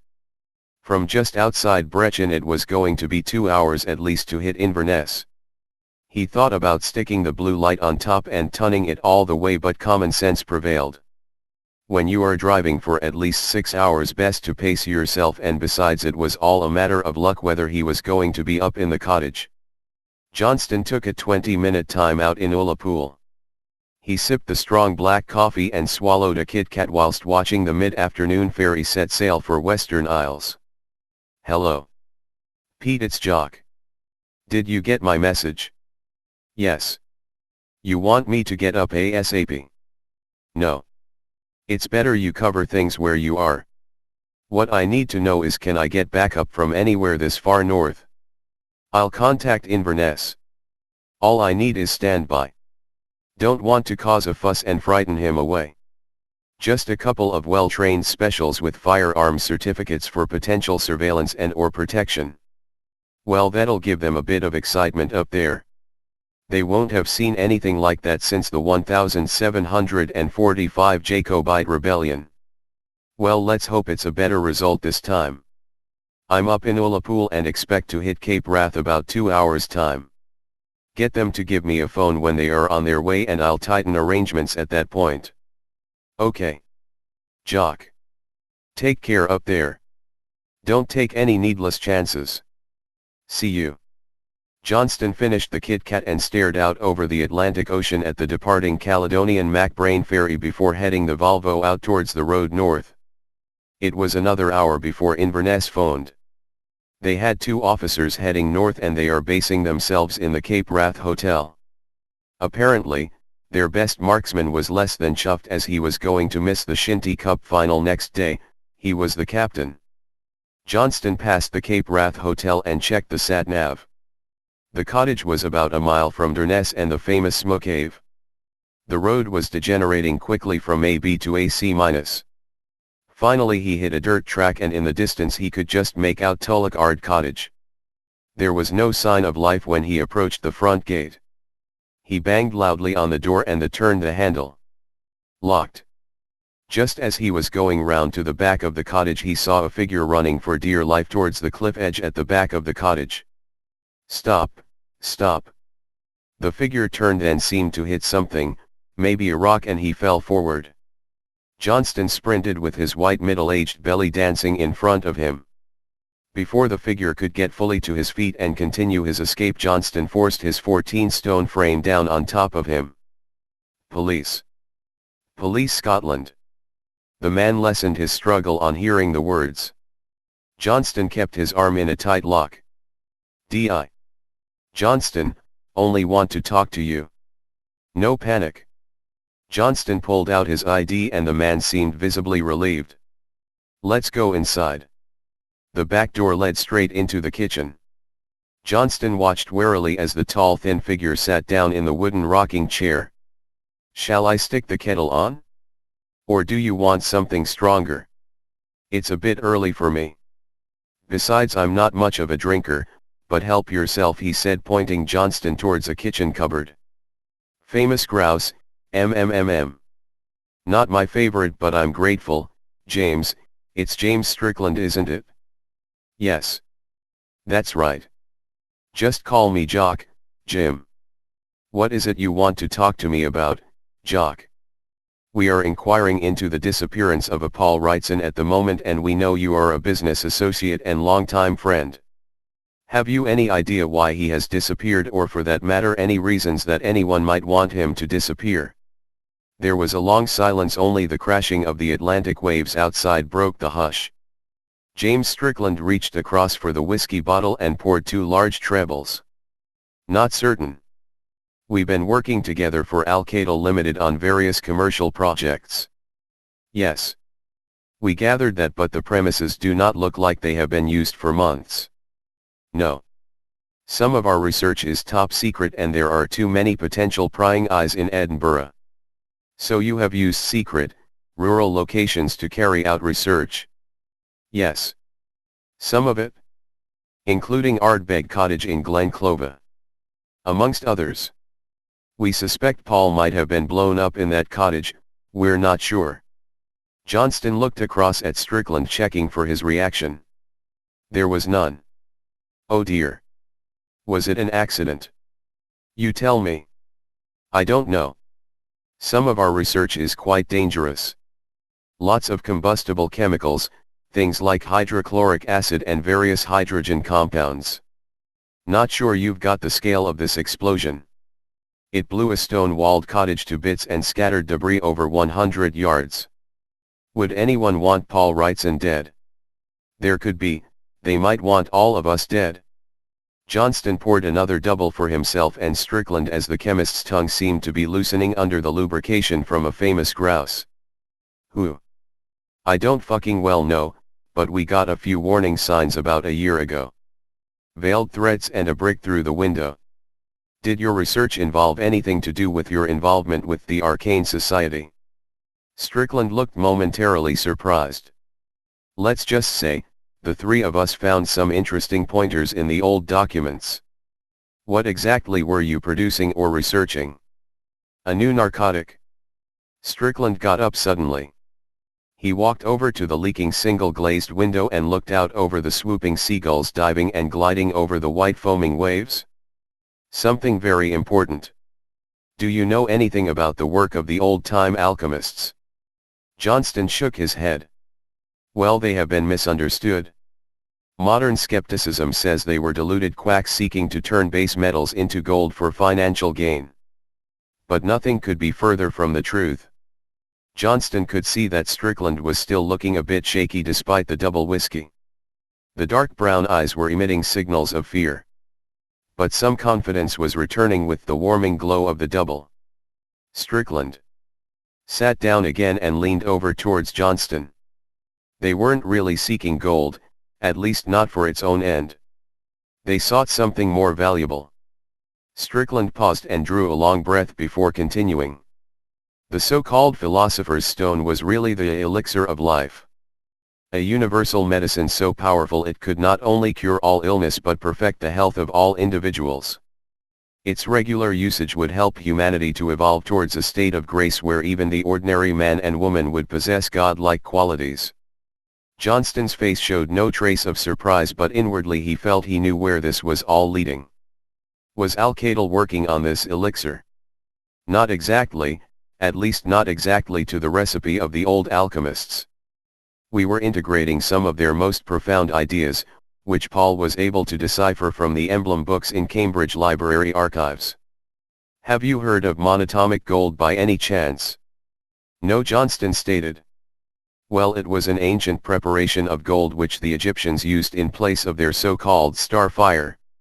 This preparation, without getting too technical, altered the quality of gold in such a way that it exists in two different states simultaneously, if you understand quantum mechanics.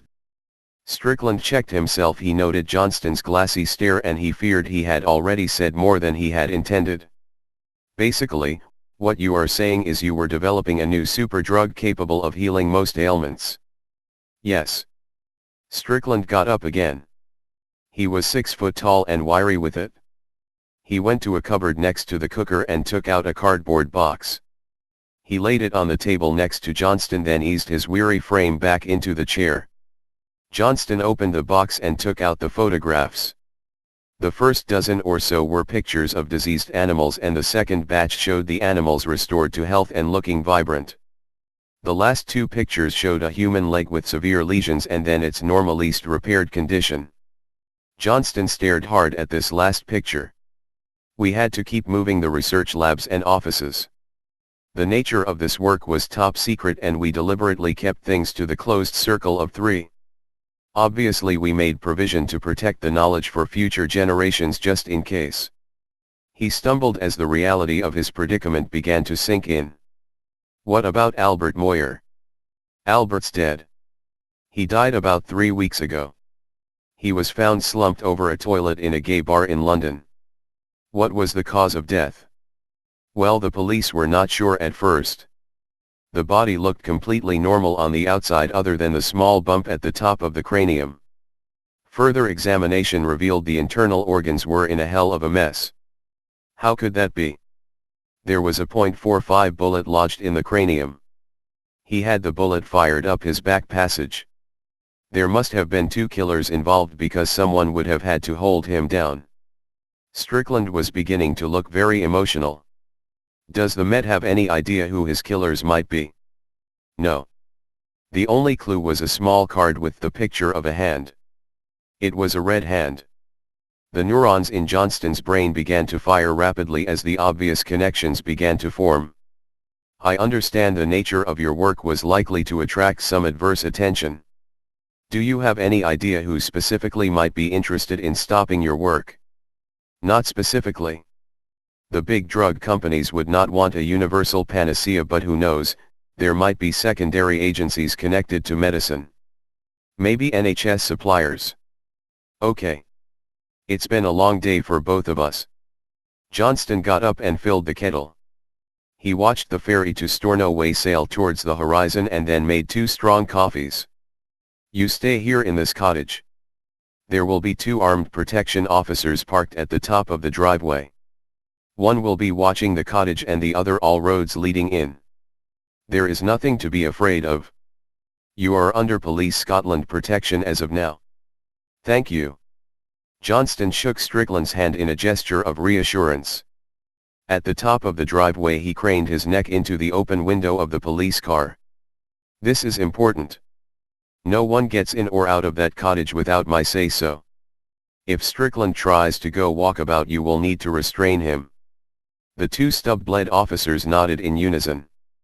Johnston drove off in the battered Volvo to the Cape Wrath Hotel. It was 8 p.m. now and he was knackered. Too tired to even attempt the local whiskey. It was 12 hours of solid sleep later before Johnston reversed the journey of 5 miles back to Tulloch Ard Cottage. The two protection cops looked dazed but still awake. "When's the relief due?" Johnston inquired. "About 2 hours ago." "Okay, if they're not here in another, I'll borrow a weapon and let you head off, but we need to make sure some kind of protection is on its way."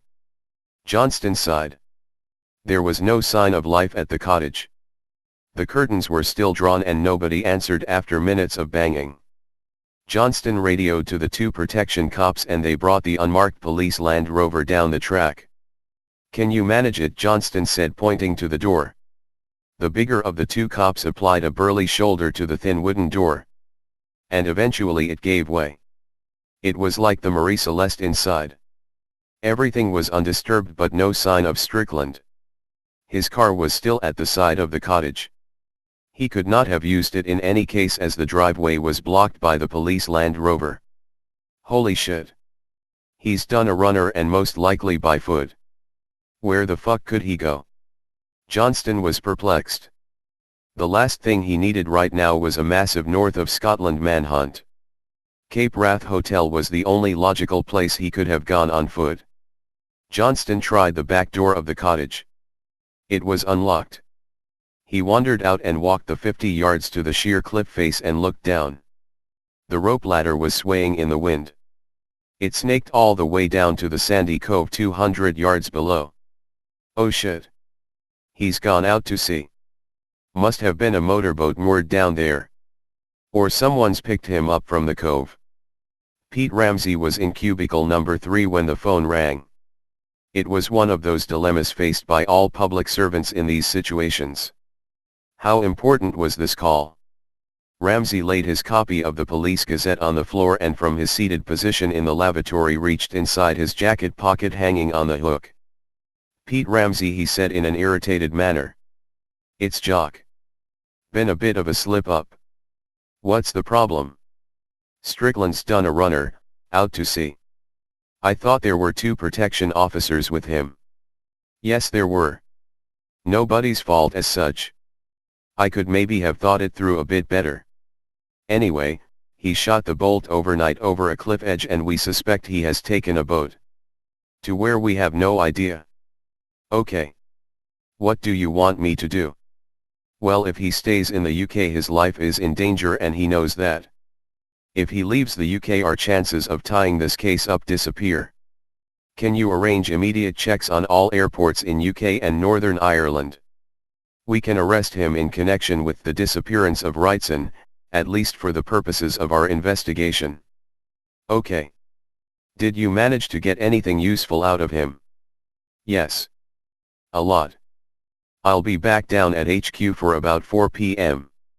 Can we hook up?" "I'll be in my office for 4. It had been a dangerous crossing, even for an experienced sailor like Strickland. The Free Spirit was not large by powerboat standards and even although he had made the crossing dozens of times the weather and currents were never constant. He said goodbye to the Free Spirit for the last time and climbed ashore at Kinsale, County Mayo. It was a 2-hour journey to Dublin. "Hi Pete." "Hi Jock. I've alerted all UK airports to report arrival of a James Strickland. He cannot board anything on a passport under Strickland." "That's great, but it assumes he is leaving the country. What if he has a false passport?" "Well, we're snookered if he has a dummy one, but he might just be planning to lie low in the UK for a while." James Strickland strolled through departures at Dublin Airport clutching tightly the brown academic-style briefcase. No one batted an eyelid. The Boeing 747 ripped through the sky heading west towards Boston at 5 p.m. GMT. "Is there any chance he has a dual passport?" "Well, I think his ID report said his grandfather was from Kerry." Johnston picked up the phone and was transferred to Colm Murphy, his friend and high-ranking contact in the Garda. "He's going to check Pete. We will know within the hour." Sure enough, Murphy confirmed their worst fears within half an hour. The bird had flown. This was one free bird that wasn't going to be caged. What do you think, Pete? Are the FBI going to be arse tracing an on-the-run British beatnik? I doubt it, but we have got to try. If we tied things into our speculations about the politics of Ulster, it might strike a national interest chord with them. Okay, let's make it a bit more tangible. We've got a bit of evidence that you phone the Chief Super, Police Scotland, and I'll get hold of Special Branch. They'll have to contact the FBI cause they're not going to listen to anything lower level. Len Lasky kept a beady eye on the bedraggled traveler who emerged unshaved from Boston Airport that afternoon. He watched him from afar as he booked into the motel 2 blocks from the airport. Next morning, James Strickland seemed a bit more normal as he hailed a cab back to the airport. He boarded a flight at 12 noon to San Francisco. Lasky phoned in his report and let the FBI in Frisco know they were to keep a low-profile watch on this strange Englishman. Strickland had a black suitcase with him when he entered a Mosite Systems main office. He was shown to a windowless office at the back of the concrete monolith. A gray-suited man in the office pointed to a black suitcase on the desk and said nothing. Strickland swapped briefcases and said nothing. The gray-suited man motioned to leave and Strickland left hastily before entering an official Emirate Systems vehicle. It was a 3-hour drive to the airport and Strickland was sweating in the California sun. He looked out of the window as the Boeing 747 roared into a shivering sky and felt relief wash over him. Johnston and Ramsey were in the small office of Tayside Police HQ when the faxed report was handed over by the gruff desk sergeant. "Fucking hell. He's scarpered. Good and proper, as they used to say. Rio de Janeiro. Even the FBI can't keep tabs on him there," Ramsey mused. "My guess is that a Mosite were behind their research. That £5 million soft loan was from them. Who are they? Why do they want to fund a bizarre research project? Yes. And have they arranged safe passage for Strickland to continue the research in some bunker in Brazil? Filled with some renegade Nazis?" Johnston managed to joke. "Or, maybe not. They maybe just want him out of the way. This is now officially way over our heads. Let's pass the whole thing to Special Branch. There may or may not be a national interest at stake." Johnston was weary. He was weary with the responsibility of the job and with responsibility in general. But a policeman's life was nothing but responsibility. He parked the car in the only available space. He was just about to get out when something tugged at him to look up the road to number 25. He saw the front door gently swing open and a tall middle-aged gentleman in a business suit emerged. He turned and in the doorway he could just make out Janice's lithe form lean forward and then plant a delicate kiss on the cheek of the besooted gentleman. Johnston's stomach churned and he felt a strange tightening in his chest. Suddenly, he was back in a broth. It was 1969 and the football was on the television. It was the only television in the street and neighbors would enviously peek through the window as they made their way down the street. It was a Saturday and the 9-year-old John Johnston was looking out his football kit. He always stayed over at his grandmother's on a Friday night. The policeman who knocked on the door was austere and somber. He heard the words ringing still in his ears. The yellow Capri had collided head-on with a dumper truck. The occupants died instantly. The universe had collapsed in on him. The numbness enveloping him was not broken when his sobbing grandmother spoke through tears. Memories fade with time, but some events are so primordial in effect that a whole lifetime is not long enough to expunge them. Janice had just etched another line of pain that was going to take Johnston a long time to erase. Wolfgang Schmidt was in his office at 9 a.m. when Latrice Brandt handed him the typewritten report. The vivacious 30-year-old East German had worked for him for 2 years. Her long tousled red hair swept in whirls over her shoulders. He could smell a faint scent of peaches tingling his nostrils. He motioned her to sit down, then he opened the report. His face smiled a Teutonic grin of epic proportions. "Mission accomplished. The bird has been cooked. Schmidt reached for the phone. Alex. Make the necessary arrangements for Mr. Bokhoff. He replaced the receiver and then glanced over at Latrice. He got up and turned the key in the office door. He brought down the shutters over the window. He pressed a hand on Latrice's delicate silken shoulder. She knew what was coming as he let his right hand slip to fondle her breast. She kissed him with all the fake enthusiasm she could muster as he gently pulled her towards him. The leather Chesterfield squeaked as he eased her into a submissive position over the back of the Chesterfield. As her skirt peeled off and she bent forwards, Schmidt felt his moment of triumph magnify, and he unleashed a torrent of ecstatic relief between the thighs of his reluctant servant. Schmidt regained his composure after some moments and ushered Latrice back to the reception desk where she could attend to her more mundane duties. The computer monitor was flickering when Johnston checked his Police Scotland security-protected email account. It had taken him a protracted struggle to learn how to switch the damned thing on and off, never mind picking up emails. But gradually he was getting comfortable with it. He still preferred fax for really urgent communication. There was always a warning when faxes came in, but emails depended on having the computer powered up and manual checking. The first couple of emails looked fairly routine, and the third one was an invite to the Police Scotland annual Ceilidh in Edinburgh. The fourth one had an unusual name and the subject line was enigmatic. Paradise2@yahoo.br.co. Urgent, free radical. He clicked open the email. Hi Jock. Can't tell you where I am other than it is sunnier than Bonnie, Scotland. Sorry I had to slip your protective custody. It wasn't I didn't trust you, but the enemies I'm dealing with have resources that stretch way beyond Police Scotland. It is unlikely that I will ever be able to contact you again, so I cannot stress highly enough the importance of the following information. As you are aware, I was a co-director of Alcatel Limited along with Moyer and Wrightson. As I explained in the cottage, we have been working on a nostrum elixir or wonder drug. The idea was to use the principles of monatomic gold creation to create a substance which would automatically repair DNA and bring a human being towards perfection. We were backed by Amosite, one of the most powerful companies in the world.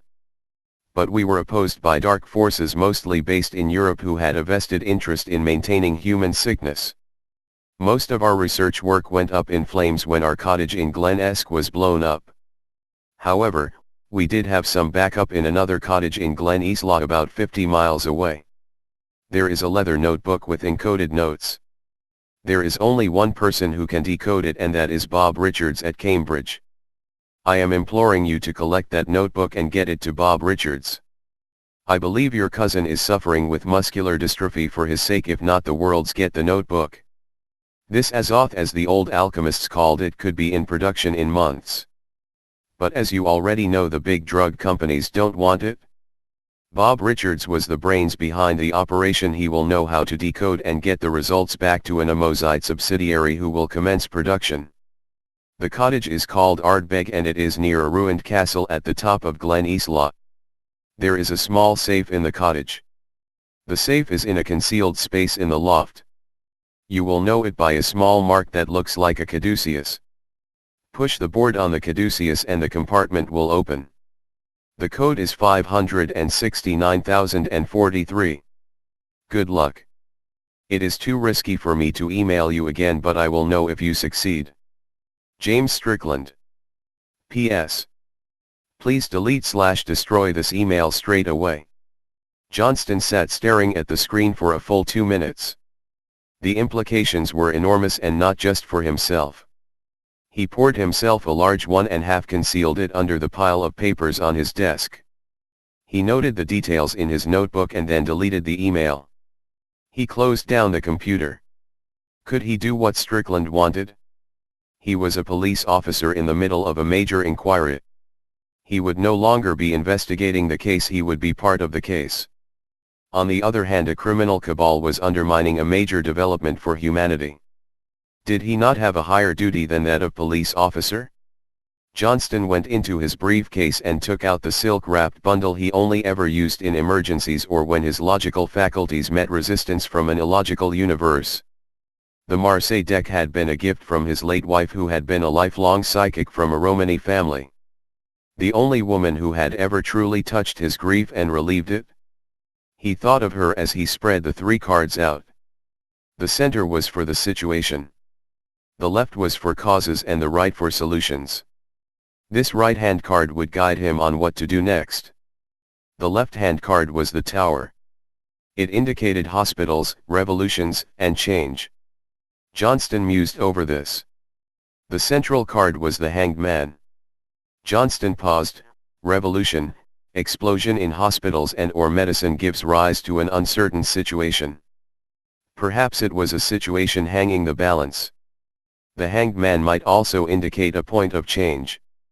The third card was the Universe. In general terms, a good card.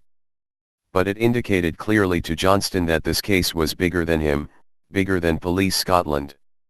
Bigger even than his political masters. He must act for the greatest possible good, and he considered again what Strickland had told him in the cottage. This was a universal medicine that would progress the whole human race. He knew now what he had to do.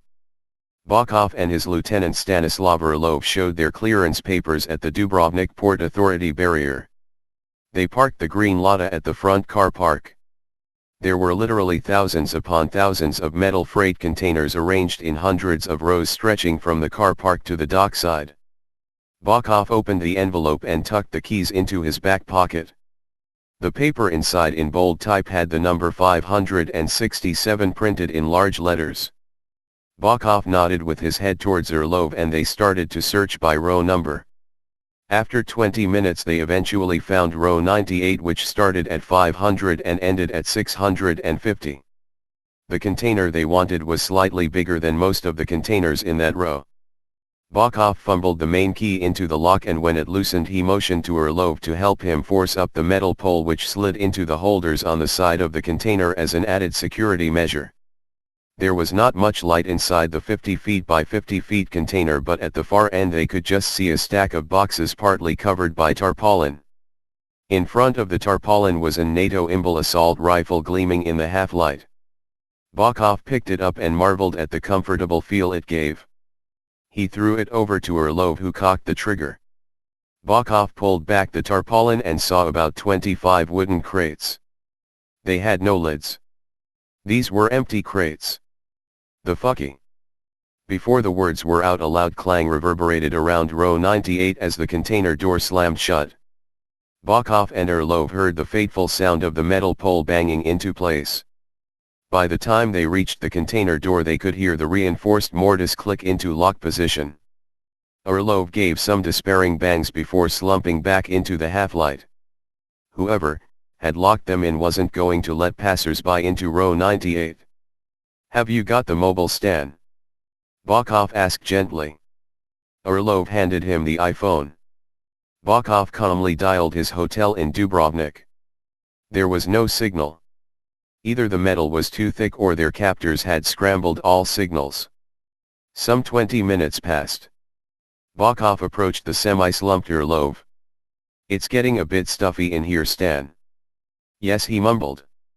Bokov pulled out the revolver. "I'm sorry, Stan. I'm going to need the oxygen if I'm in here for a while. The movement needs me. We cannot be selfish about these things." Orlov's eyes lit with a nascent fear. Then it subsided into resignation. Bokov squeezed the trigger, then covered his mouth to avoid the loss of any oxygen. He sat beside his dead comrade. He waited.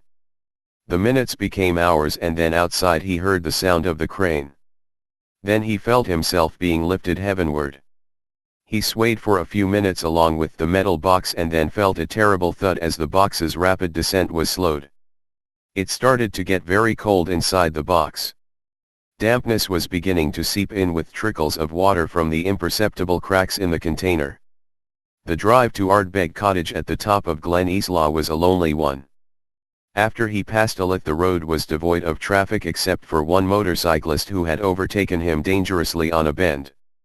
The purple heather was full and the glenside looked like an impressionist painting by Monet or one of the other French masters. After a 15-minute drive up the Glen Road, he spotted the picturesque cottage nestling on the hillside about a mile off the main road.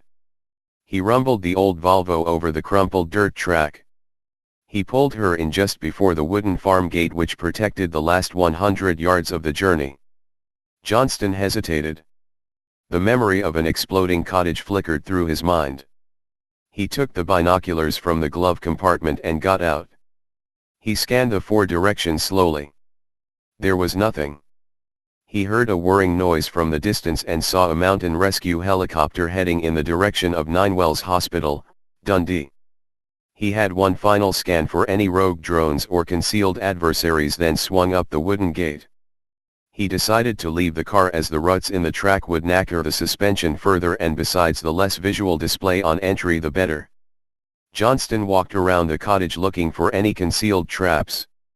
He peered in the windows on all sides looking for anything suspicious. Gently he eased open the unlocked wooden door and heard the awkward creak of a partly unhinged door. The front room was a tangled mess of domestic detritus. Kettles leaking onto the Chesterfield sofa with damp papers skewed in all directions. There was a smell of oil, and Johnston tiptoed gently past the broken glass, clutching the standard issue Glock pistol. Nothing stirred. The kitchen was in a worse state than the front room. The bathroom was awash with water. He saw the ladder leading to the loft. The rungs creaked ominously as he ascended to the dust-filled room. Johnston was feeling dizzy. There was a sulphurous smell in the flat, and he heard a buzzing noise in his ears. He almost tripped on a rolled rug, and as he regained his balance he spotted the small caduceus on the wood-paneled wall. After a few minutes levering with a penknife, the compartment eased open and the Chubb lock safe glinted in the half-light. A thick leather pouch lay at the back. Johnston grabbed it and took the notebook out from the pouch. His eyes were met by a staggering continuous line of mathematical code. Rather than worsen his dizzy headache, he replaced it in its pouch and began to gingerly descend the loft stairs. The buzzing in his ears was getting worse. It changed direction like a drunken wasp, and Johnston suddenly realized the sound was coming from outside. He peered out of the window, wondering if some police helicopter had been tracking him. There was nothing in the sky other than a black hawk drifting over the trees. Johnston warily made his way outside of the cottage and breathed deeply the honey-dewed air of the Highland Glen. Then the sound got louder again, and he saw the hawk flow towards him. He ran towards the car and watched as the hawk buzzed overhead, heading at an angle towards the cottage. Johnston hit the deck as the drone smashed full force into the side of the cottage, causing an explosion which blasted the roof clean of the top of the cottage. Johnston crawled the last 20 yards to the Volvo and pulled himself into the driver's seat.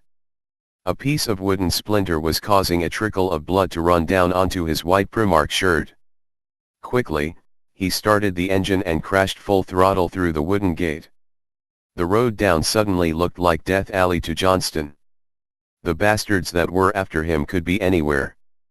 The roadside was going to be almost 6 miles of potential booby traps. Johnston did not know much about drones, but his guess was that whoever was controlling the drone was likely to be based near the castle in the opposite direction from the road down. That is, unless the drone was military-grade equipment which in theory could be directed from anywhere by satellite. If the idea had been to assassinate him, then doubtless someone was watching the road down.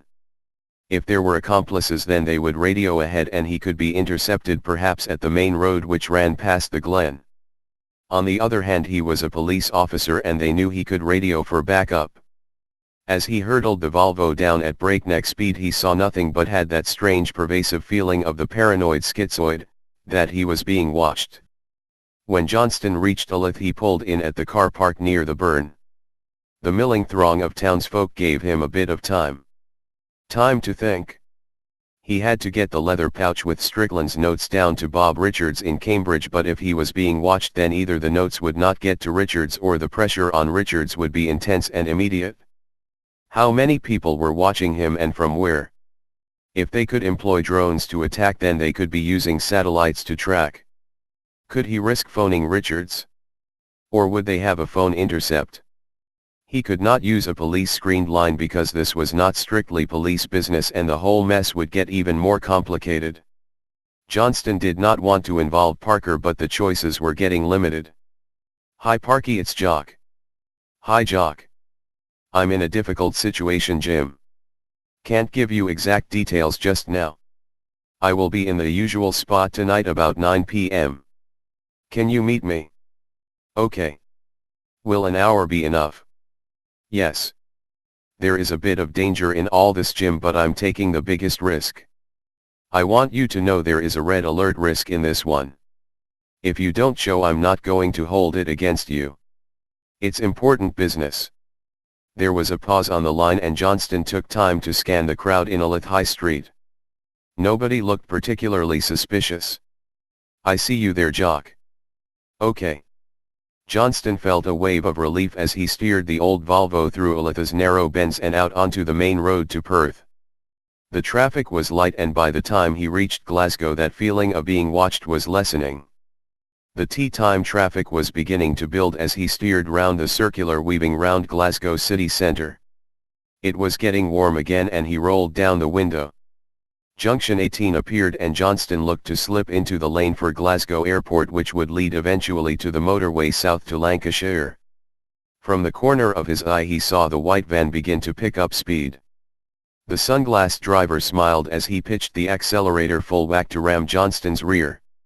Johnston swerved dangerously in front of a small estate car and into the lane for Charing Cross.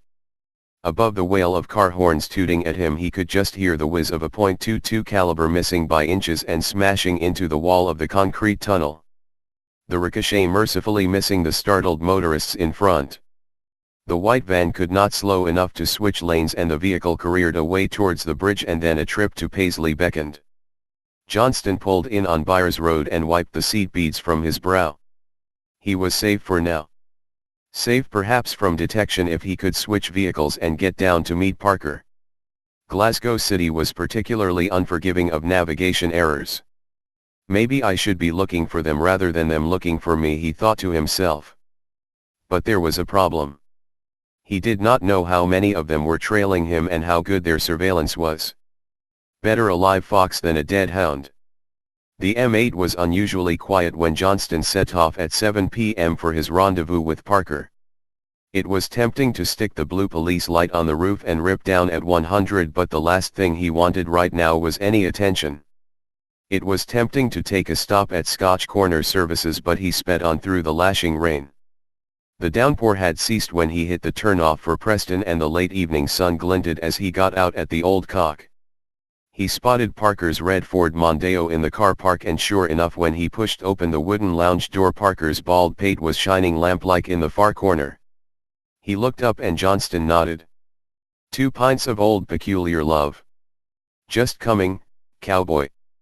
Johnston was a bit nonplussed by this slightly provocative greeting. She returned with 2 pints of foaming ale and proceeded to slice the heads of both with a silver cutlery knife. When he placed them on the table he spotted Parker's copy of the Racing Post. "I see you are still following the nags." "No. I think they are following me. And not very quickly either. Can't pick a winner for love nor money." "Well, I don't think I can help. The only tip I can give you is pack them in. Anyway, what is the problem, Jock?" "What are the problems?" "They are piling up." "In order.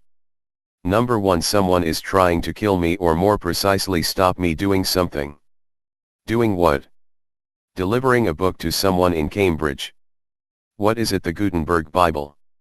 "Not quite, but just as desirable for the interested parties." "Sounds intriguing. What is it?" "For reasons of time, Jim, I cannot go into detail, but it's a handwritten set of notes which mean nothing to us but are understandable by a handful of people, including a Cambridge chemistry professor who I aim to deliver it to." "Is this police business?" "Yes and no, Jim. That's why I am offering you an out right now. The parties involved are connected to several murders, including the exploding cottage. I am taking this book because it will save lives. Many lives, but I cannot explain right now. Can you cover yourself and me, with the chief super, if this goes belly up and we are effectively disrupting a police investigation? All I am asking is that you meet me in Cambridge tomorrow morning and give me this." Johnston handed Parker the leather pouch containing Strickland's notebook. "If I am not there tomorrow, make sure this bloke and him only gets the notebook. And gets it personally." "What are you saying, Jock? These characters will try and take you out tonight." "I don't know, Parky, but it's safer if I don't have it until I get to Cambridge." The jukebox went on in the corner. "Kashmir" by Led Zeppelin pulsated through the wooden timber beams of the old cock, and both men looked over warily at the leather-clad biker gripping his lager. "Let's not get paranoid about this, Jim. If it's coming, and no worrying is going to help." "Yes. But why don't you go to Special Branch for protection? Just trust me on this one, Jim. After we get the book passed over in Cambridge, I can continue the investigation and take protection. But at the moment it is best Special Branch and anyone else for that matter do not know about the book. I suggest you finish that pint and head back to Wuddle. I'm dumping the car in Preston and getting a late train to Cambridge. I will, hopefully, see you in the Cambridge University Registry office at 10 a.m. tomorrow." "Okay." Parker slurped the last third of a pint down his throat and slowly got up from the table. "Good luck, Jock." "Same. And guard that book with all you've got." Johnston stared through the frosted glass window as Parker's Mondeo pulled out. He waited a few minutes before guiding the bold Volvo up the country road towards Preston. The late train was mercifully empty. John Huston watched as the news feed on Sky transmitted the latest news of the rioting in Belfast after the funeral of the loyalist paramilitary Billy Mackay. The Old Swan was quiet, with only a few old belchers gaggling away in the corner. He gripped his pint of lager tightly. This was a lunchtime treat he could have done without. Like a lot of activists on the fringes, he had ended up being caught in a net he had not cast. A member of the Orange Order since his late teens, he had moved to Brechin from Grangemouth when the garage business had come up for sale. Originally he had met Billy Mackay through a friend of a friend at an Orange Order function a few years back. Unfortunately, loyalty and friendship had got confused, and now he was in a pickle. He chewed slowly on the Pluff men's roll and felt his stomach grip tight with fear. The first thing he did back at the garage was put up the closed sign. He went into the office and pulled down the blinds. He boiled the kettle and made 2 coffees. In the basement, James Wrightson sat uncomfortably on the stiff wooden chair. His hands were bound and his legs were strapped to the legs of the chair. But there was no blindfold. Huston had taken the view that provided Mackay was coming back as he said he would, then Wrightson could be re-blindfolded and taken away. There was no reason he would know who Huston was or that he was in Brechin. He was not risking blinding a man for the cause, or at least not without a bit more detail of the why. He carefully placed the coffee on the small table next to Wrightson's chair. "There we go, son," Huston whispered, loosening the binding around Wrightson's arms. Wrightson reached out and sipped the strong Nescafe. He was alert, and reasonably alert for a man kidnapped and confined for a week. "We'll need to do some talking, son. I fear we are both in the broth, so to speak." "What about, exactly?" Huston looked at him with a forlorn furrow appearing on his brow. "Where to start? Let's put some cards on the table, what I know and what I don't know. You were brought here by a friend of a friend from somewhere, I don't know exactly where.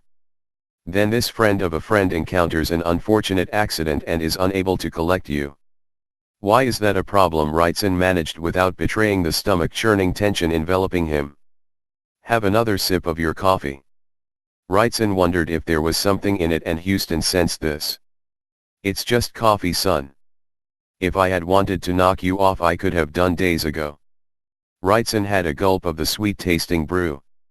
"All I know is that I was in my holiday cottage up Glen Esk, and then next thing I am in this basement.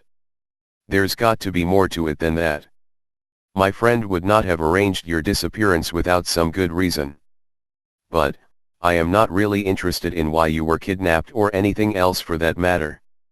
The way I am thinking is, while you are alive there is a witness to kidnap of which I am an accessory. If you're dead, it might be murder." Wrightson contained the fear. "Well, my problem is that there is someone who wanted me kidnapped and may be dead. I do not know who, and I presume you are not going to tell me." Therefore, I suggest we think of the best way for both of us to extricate ourselves from this situation. Houston's eyes lit up. He sipped his own coffee and offered Wrightson a chocolate cookie. Why don't I blindfold you? Drive you to the nearest city and leave you to go free. Then you forget all about me and I will forget all about you. There was no kidnap. Maybe. Let me think about it. Not too long. There was a silence whilst Wrightson considered the predicament. You could drive me somewhere. Kill me and then dump me. Or hand me over to a friend of a friend. Why would I do that? I could do it all here if that's what I wanted. Are you a religious man? Houston said, looking at Wrightson. No, not particularly. Well, I am. Houston went to the cabinet on the far side of the basement and brought out a small family Bible. I swear on the holy book that no harm will come to the gentleman here by my hand. He handed the Bible to Wrightson. What do you want me to say? That you swear the events that have taken place in the last week will never be recounted? Wrightson obliged with the awkward look of the atheist pretending to be religious. Houston nodded and went upstairs. The sun was trying its best and squeezed a little light onto Brechin High Street as Houston carefully eased the Ford Fusion through the narrow streets. The gentleman with dark sunglasses could see nothing through them as the two eye patches obscured all vision. Houston thought about Aberdeen but decided on Dundee. Camperdown Park was empty at 4 p.m. and he left Wrightson sitting on the steps of Camperdown House with £20 and a taxi number. Unfortunately, he could not leave him with his mobile as this would have been traceable. Back at Beltane Garage the for sale sign went up. Wrightson pulled himself upright and shaded his eyes from the glare of the sun. He walked to the bus stop and took a 22 in Dundee city centre. He boarded the megabus to Edinburgh. The Alcatel offices were deserted. He fumbled for the small key and opened a door at the rear of the building. As he suspected, someone had been in his office but they hadn't disturbed the wall safe, and carefully he entered the combination 77,789. The door swung open and he took out the £5,000 and his passport. He showered quickly in the staff bathroom. The train to Cambridge didn't leave until 8 p.m.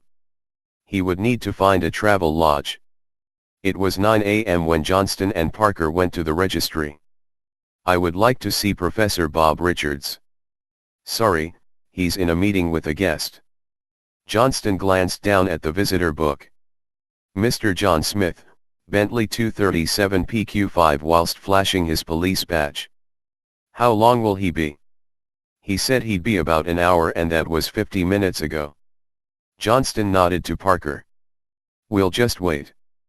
As Johnston and Parker took their seats in the reception area, a faint thudding noise could be heard from outside.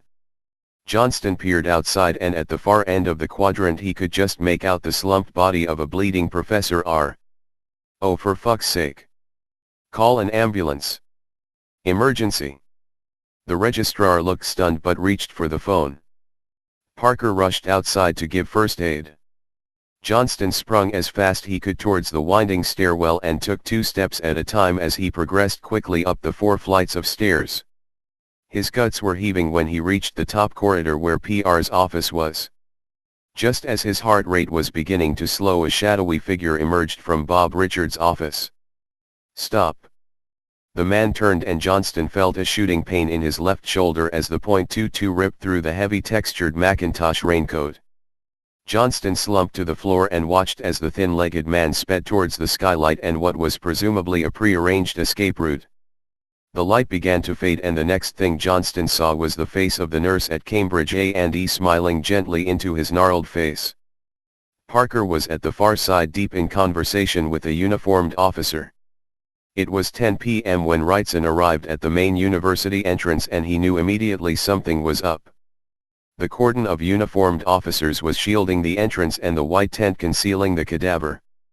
The forensics team was scurrying about examining the minutiae of the crime scene. Some kind of incident. Yes, son. Somebody has taken a tumble from the attic window. The policeman pointed up to Richard's office. Okay. Thanks. Wrightson had seen enough. That was PRS office and it could not have been an accident. He slowly made his way to the Old Red Lion pub near Cambridge railway station. He ordered a coffee and sat in the semi-private booth near the window. He took out the newly purchased iPad and went into his private email. His message to James Strickland was brief. Been kidnapped. Released. On the run. Bob's dead. In Cambridge. What do I do? Wrightson nervously sipped his coffee and waited. It took half an hour before the reply came. I am in Brazil. A Mozite arranged it for me. There are people in AstraZeneca who want us all dead. There is a policeman called Johnston. He has the notebook. You must meet him and get the notebook. Then fly to Rio on the first available flight. A Mozite will pick you up there and we can rendezvous. The project goes on. It is bigger than all of us. Johnston's email is policelanc.cid.com and his mobile is 0789653321. Email him first. There might be a tap on the phone. The email is protected. If he doesn't reply, then phone me. If anything happens to you, James, get rid of the computer you are using. They will get a trace on me through the email. Then I am also a dead man. James Strickland. Wrightson closed the emails and shut down the computer. He stared out of the window. Where could he stay safe and think? Where could he find D.I. Johnston? Johnston's iPad beeped and turned over, not sure whether it was the bedside monitor. The flashing icon on the iPad told him it was the tablet. He reached out a weary hand and flicked on the email tab. It was from Strickland. Sorry.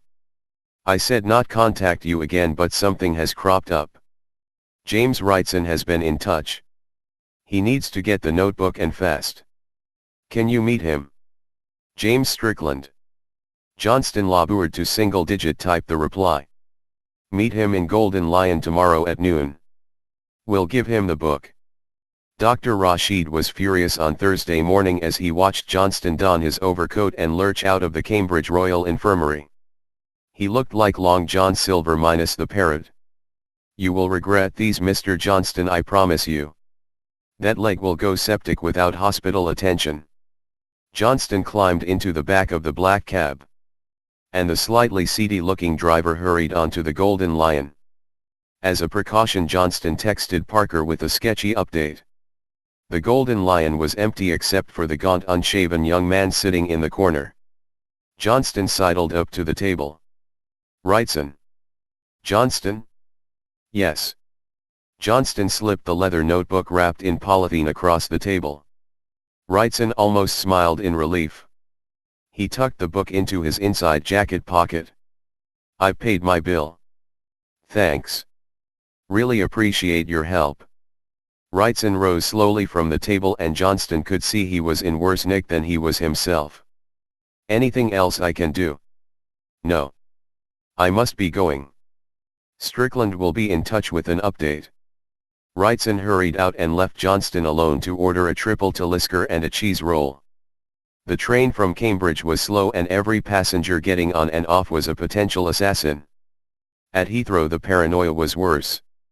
He'd booked on the 3:50 p.m. to Florida via Boston.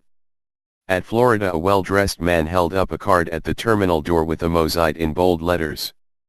It was a day later before Wrightson met Strickland in a small apartment in Rio. Wrightson opened the book on the kitchen table and Strickland peered in dismay at the water-damaged pages. How much can we save? Strickland asked. I think there is enough. A visitor to see you, Mr. Schmidt. His name is Mr. Block from Europol. Schmidt had been expecting this ever since they had requested information about his ownership of the containers in Dubrovnik. Schmidt was ice cool as the tall bearded gentleman in the tweed jacket entered. Would you care for some coffee? That would be nice. Anna, coffee please. Now how can I help you, Mr. Block? Well, I am investigating the disappearance of a Mr. Dmitry Bokov. A Macedonian election agent with a finger in more than one pie. And why would I know anything about this gentleman? You own shipping containers in Dubrovnik near the port where he was last seen. And besides, we know he visited you here in Zurich back in September. Schmidt stroked his sizable Teutonic chin and smiled. Yes, that's right, I remember now. He came with a business proposal to export television parts from Macedonia. Unfortunately, I had to turn down his offer and he left. Have you seen him since? No. The door handle creaked. Just leave the coffee on the table, Anna, I will pour them for myself and Mr. Bloch. Schmidt carefully poured the thick black Robusta from the thin-spouted silver pot. Yes. As I was saying, he came, we talked, he left. Did you offer him coffee? Of course, all guests are offered coffee. Was he not an old friend of yours, Mr. Schmidt? I believe you met him in Cyprus in October 2000. Schmidt almost dropped his coffee cup. He pondered how Bloch and Europol knew about that. Why was he not investigated for the assault rifles he supplied Bokov with? Maybe, there was a blind eye turned because the European powers wanted to see Yugoslavia split asunder. Now that you mentioned it, I might have met him briefly. But I was not friends, as you put it. Bloch pulled out his wallet. He took out a small photograph. Does this mean anything? Schmidt took the black and white photograph in his sweating hand. He looked at the two men who were smiling as one handed the other an AK-47 assault rifle. Yes. It is me and Bokov. So what? Where is this all leading? What department are you with in Europol? Let me see your ID. Bloch smiled broadly and flicked through his wallet and produced an ID card. Schmidt took it and began to investigate it fully. Do you like halva, Mr. Schmidt? I have brought you a very nice piece of vanilla halva. All the way from Cyprus. Schmidt unfolded the ID. There was no Europol stamp. There was only a large letter M and under it the name Abraham Bloch. The halva is made in Israel, then exported to Cyprus. Please have a piece. Bloch offered Schmidt the halva. No thank you. Abraham. What does the M stand for? Who are you? Mossad, of course. We have been watching you for a long time. In fact, a very long time. And before that we were watching your father. Schmidt felt a horrible churning in the stomach. He made to get up when Bloch pulled out the concealed Glock pistol and aimed chest high. Schmidt thought about shouting for Anna. But what was she going to do? Are you sure you will not eat some halva? Very nice with a dark Italian coffee. Look, what do you want? Yes. I should not have been involved with Bokov. Can I offer you the value of the deal I had with Bokov? It was worth £1 million. Schmidt was desperate. Bloch smiled a thin smile. I am going to give you a choice of how to die. You can fall out of the office window, or take a .22 in the stomach, or eat the halva. If it was me, I would eat the halva. It is laced with hemlock, but it was not prepared scientifically. You would have a chance. Especially, if your secretary was quick off the mark. Schmidt slumped back in his leather chair. He glanced at the open window 10 stories high. The gun was still trained. You are a very fair man giving me a chance, he managed ironically. It was more than your father gave the people in Buchenwald. The sins of the father, if they were sins, should not be visited on the son. You have accumulated plenty of sins on your own behalf. Not least of which was killing Mr. Bokov. He was a very good friend to the Israeli government. So good that we paid him a retainer. Bloch offered the halva. Schmidt hesitated. Bloch cocked the trigger. Schmidt slowly brought the sweet to his mouth. Bloch watched carefully as he swallowed the 1-inch square piece. Schmidt slumped forward onto the floor. I will be going now. I will see myself out. Sweet dreams. Schmidt began to jerk like an electrocuted chicken. His legs flailed wildly. Anna. It's Anna, isn't it? Mr. Schmidt has taken unwell. I suggest you attend to him immediately. I will see myself out. Anna ran to her master. Johnston was sitting upright in the bed on the private bay. He chucked the Times down onto Johnston's bed. "What's up? Not printing the Sun today? Thought you needed to develop that lump of gray matter between your ears. That's very thoughtful." Have a glance at page 8 in the business supplement. The headline read: Amosite to launch a new medical drug treatment, U.S. giant diversifies into pharmaceutical supplies. End. Copyright 2018. If you enjoyed this story, then please leave an Amazon review. Author can be contacted at makoinich@yahoo.co.uk.